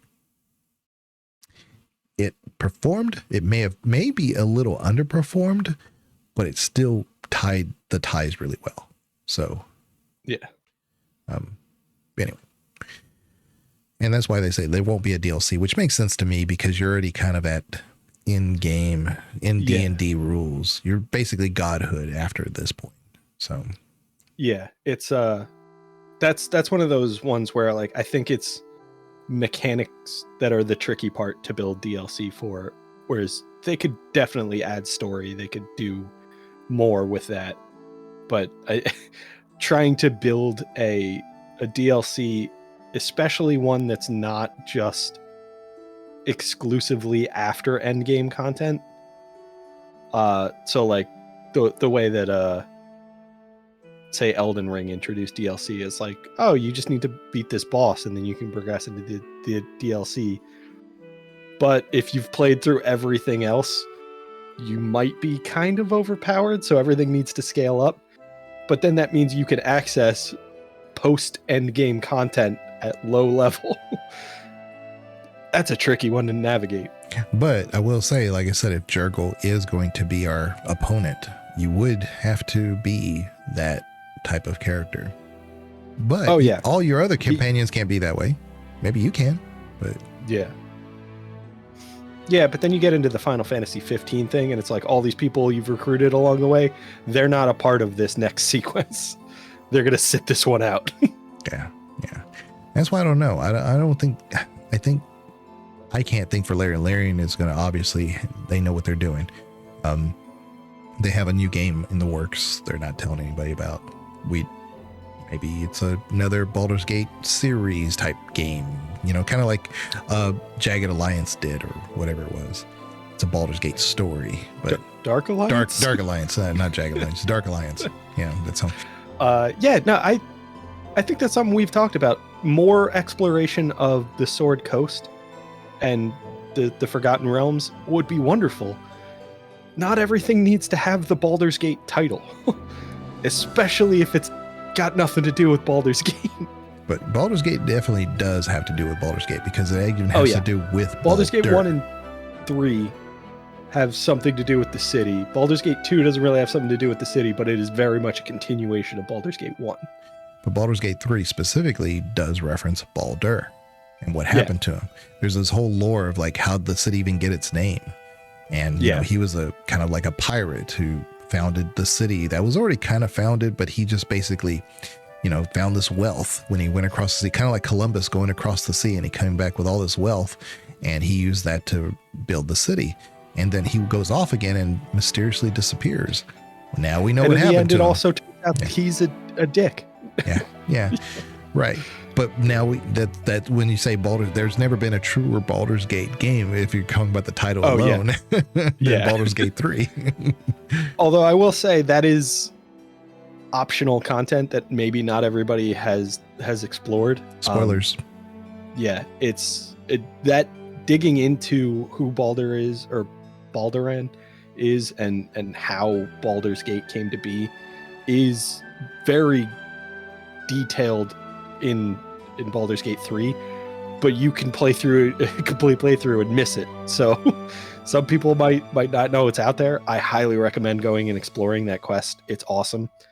But yeah, that was, I think the first time you talked to me about it, I didn't know the end conclusion. And then I went and played through it and I was like, oh yeah, this is awesome. This is definitely should have been in the game, maybe should have been kind of highlighted a little more. Yeah, I have to be careful with Banana because he plays it like thoroughly, and I'm like, you probably have experienced this, but I just don't want to spoil it in case you haven't. But I'm going to say it anyway. Thoroughly, but I also miss things. So like, if it's like you have to pick up on something or like go explore this specific area, maybe I saw it myself, maybe I didn't. There's definitely a lot of Baldur's Gate 3 I still have yet to experience that I want to go back and redo. But like that's true of, 400 games at the moment. So I'm splitting my attention between a lot, not really making progress. But the whole like callbacks, the ones that they did, some of them were done really well. Like the whole Minsk thing. Like a lot of people who played the old school Baldur's Gate 1 and 2, a lot of them don't really care for Minsk, and I totally understand why. I've said this before in the previous episode. We're not covering that part. But what I am saying is that there is actually a lower reason why he's there, why he has lived this long. He was turned into a statue. One of the first, it's easy to miss, but in the Joaquin's Rest, there is a area in the burning building that has a burrow, or you can just go across the way that has like a little fire path. And it's the back side of it. It's not the other side where the cows are and stuff. But there's just only a note there. And the note is referencing a stolen statue of a ranger that we know he was never real or whatever, but he is a symbol of our city and the whatever. And he's holding this hamster. So we know exactly who they're referencing. Yeah. But in lore, he was turned into a statue. Yeah. And that's how he's managed to live this long. So it's kind of like those basilisks that turn everything to stone in Baldur's Gate 1. They're not rewriting the fiction here, that those things happen. So some of these people have been stoned for years and years and years. And so Minsk was a statue for many. That's why he's in Baldur's Gate 3. But a lot of the criticism was like, he should be dead. There's no, it's like, but you're not keeping up with the lore that happened in between. That's in literature, not independent of the games. So, but it's there. Yeah. So I definitely, we talked about that before Baldur's Gate 3 was released, like the callbacks we kind of hoped we'd see. And Minsk was definitely one of them where we knew it was possible. Jaheira was kind of an expectation. We hoped for Viconia because again, she can live long enough to be in the third game. I am a little disappointed we didn't see Edwin. I think that would have been wonderful. I thought he was going to be the one that we went to the Rasmus Tower or whatever it was. I thought that's who we were going to run into. I really thought, I mean, the whole time I was playing, I thought Leroican was going to turn out to be Edwin. Yeah, I did too. Because Edwin had this thing in his head that he wanted to live on, and you know, that was his thing. It's like, oh, okay, well, this makes sense. And Faldor. We didn't get that. Faldor. Faldor. There's no reason. Well, yeah. I don't know that I was super eager to see Keldor. Right. They brought Animin into Baldur's Gate 3. I'd have been like, this game sucks. Yeah. Or Jan Janssen. Nah, that's not a winner. They also made Viconia like super old, which I didn't agree with. She should be maybe 45. Equivalency. Well, yeah. Should maybe be presenting as 45. You know what I'm saying? Yeah. The equivalent of, but they made her look like she was 60, 68 or something like that. I'm like, well, these drow can live to be, some of them 1,000 years or so. And if we do our timeline, I did this whole breakdown. If we kind of give them the benefit of the doubt, she's 50 at the most. At the most. In our equivalency. Yeah. But the reality is she's probably around 35. Yeah. I mean, I think especially with what we got in Jaheira. Yeah. Now Jaheira would be older, but yeah. Definitely. But like, I think if you're willing to say like, oh, Jaheira's in Baldur's Gate 3 and you're going to scale up Viconia the same 100 years, you would know they're not going to look the same. Especially with Viconia being a drow and the drow focus on appearance. No, you hit it. Yeah. I mean, we're 100% on the same page, but that kind of goes in line with, I like the fact that they don't do any callbacks to Irenicus, because what did we do to Irenicus? We erased his name from history. Oh yeah. That's really the true hell. Yeah. For him. That everything that Irenicus did, and he accomplished a lot. He figured out, he learned a lot. No one cares. No one knows. It works because, like I said, at least they didn't make the mistake of trying to resurrect that idea or whatever of Irenicus. Like, well, there was this mage who did this before and we took his steadies. I'm like, shouldn't happen. I mean, I guess it's possible. You could write it in, you could force it, but Yeah, I feel like the only way to do that in a kind of satisfying way is to have like artifacts of his work that nobody knows their real origin. So, something that was left over from a dungeon of his or something like that. And people are like, it's really powerful. I don't know where it comes from. I've asked a lot of people. They don't know where it comes from. It's clearly like elven magic or something like that. And I asked, leaders of elven communities, and they're not talking. the Djinn, he's like, whoa, ho, ho, ho, ho, ho. Yeah. You're not Irenicus. Who are you? But I feel like if it's the same one from Irenicus's dungeon, yeah, he got out. He's gonna embrace that forgetting Irenicus as well. Oh yeah, he's gonna be on board with like, oh, we're punishing him. Awesome. Yeah. Who? I don't know. Oh, exactly. Yeah. Yeah. And your fourth wish. Yeah. That one's a freebie. Yeah, we're going to give you that one. But again, like I said, so the Portrait of Evil with Irenicus is definitely more impactful in many ways. It's just that it's kind of funny that if that's the case, and there's definitely more character development for Irenicus, a lot more is devoted to the writing of that character than obviously Sarevok. But you have Sarevok in 1, 2, and 3. Yeah. So, well, I think, and we've talked about it. The like kind of tying thread across all three of them is Ball. Yeah, it makes sense that Sarevok was more involved than Irenicus, especially with Irenicus's ending. To say that like we're going to remove him from history, Ball's still trying to do his thing. So Sarevok as an aspect of Sarevok, the part of him that always served Ball, showing up in Baldur's Gate 3, I have no problem with that. We did mention that it would have been nice if that was tucked away a little bit more, to say that like you had to want to see him, you had to ask questions that led to him, or maybe bring somebody who knew Sarevok, Jaheira, to that moment, and that's why it was Sarevok who made an appearance and not some other servant of Ball. But I don't object to him being in Baldur's Gate 3. I feel like there was a better way to introduce him. And in those same scenes where you have Jaheira, Minsk, and say Karlach, and you're talking to Viconia, I mean, Karlach could be like, "Oh, this is a powerful elf here." And Viconia, Jaheira doesn't really say a ton. It's the simple banter that they had back even with Baldur's Gate 2. What are you doing, drow elf? And she's like, "Shut up, you woodland creature." Yeah. And that was basically I could definitely see that, because Karlach fangirls over Jaheira.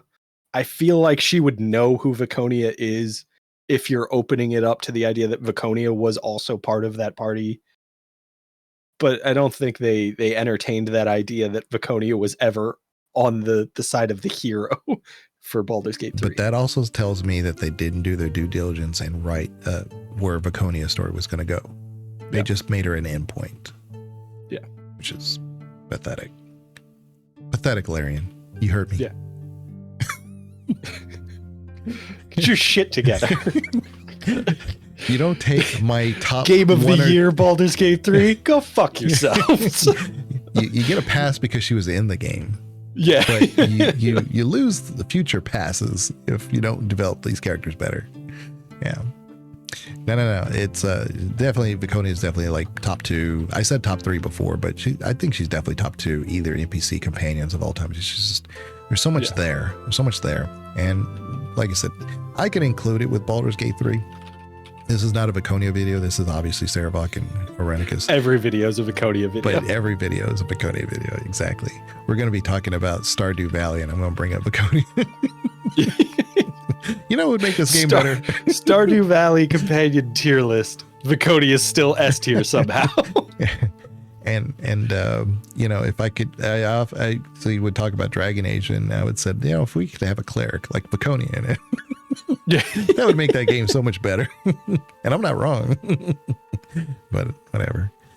Anyway, I guess we'll kind of close it right there, but I feel like, there's so much to talk about. Baldur's Gate 1, 2. We could do this like exactly for 8 hours. So you and I start talking about Baldur's Gate, 3 days pass. Yeah. The hard part is actually making everything fully connective, because unfortunately we are cursed with too much information about everything about this. So we may not know all the little ins and outs. Like I have a horrible memory when it comes to names. But as far as the details of when things happen and stuff, I'm pretty good with that. And some of the lore, I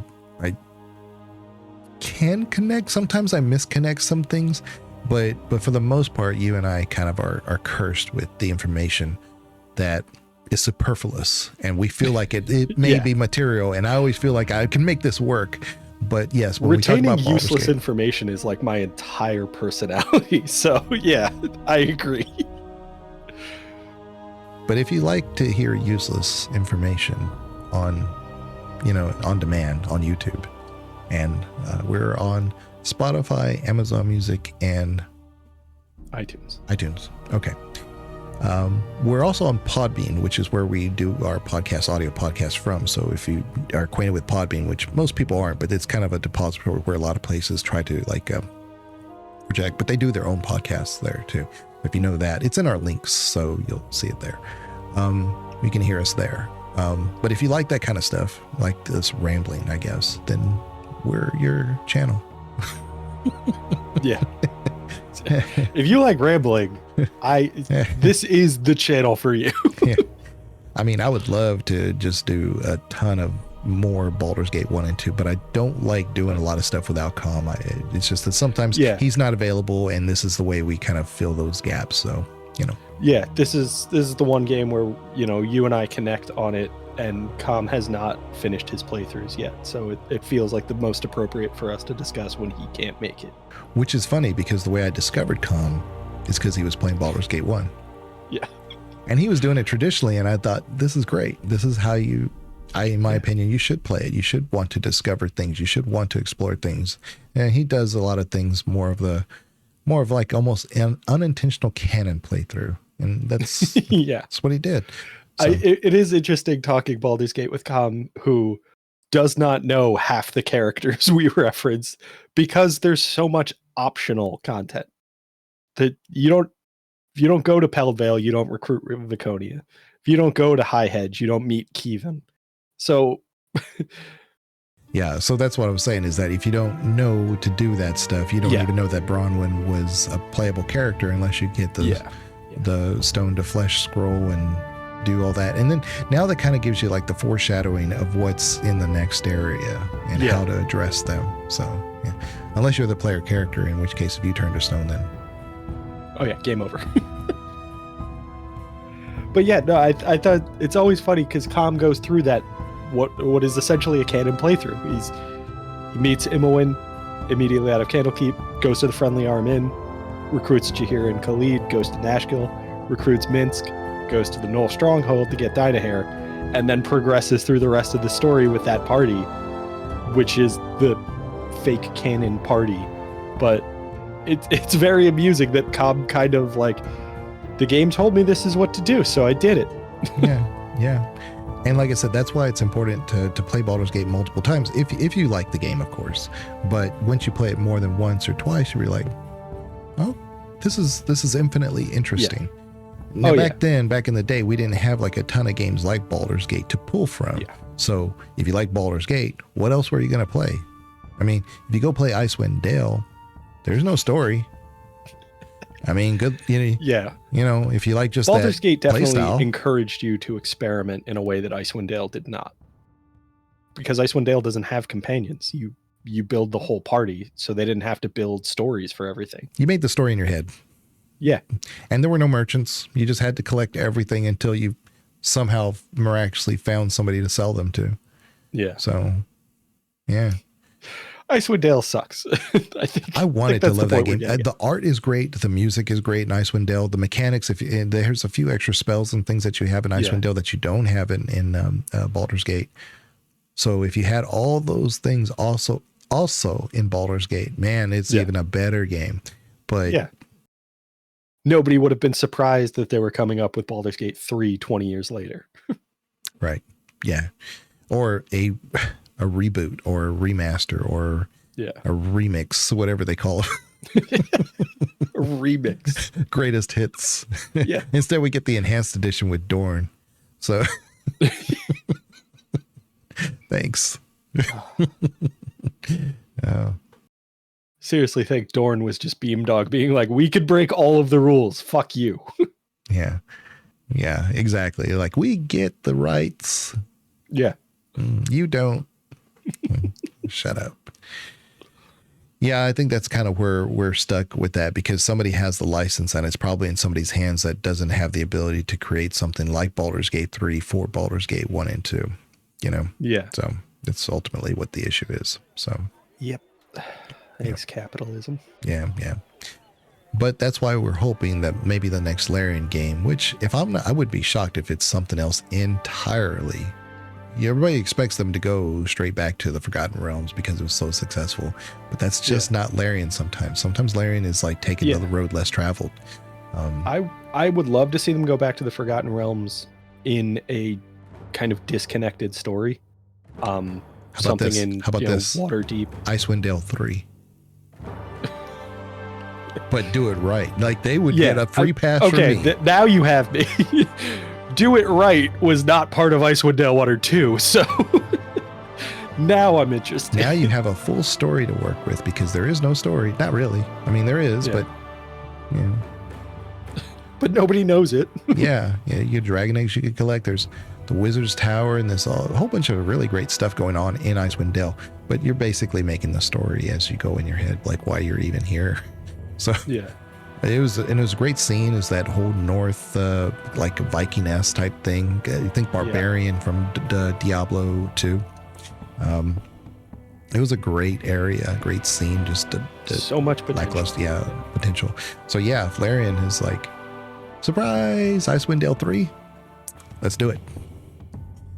Yeah, and I think with what they've done with Baldur's Gate 3, I'm on board.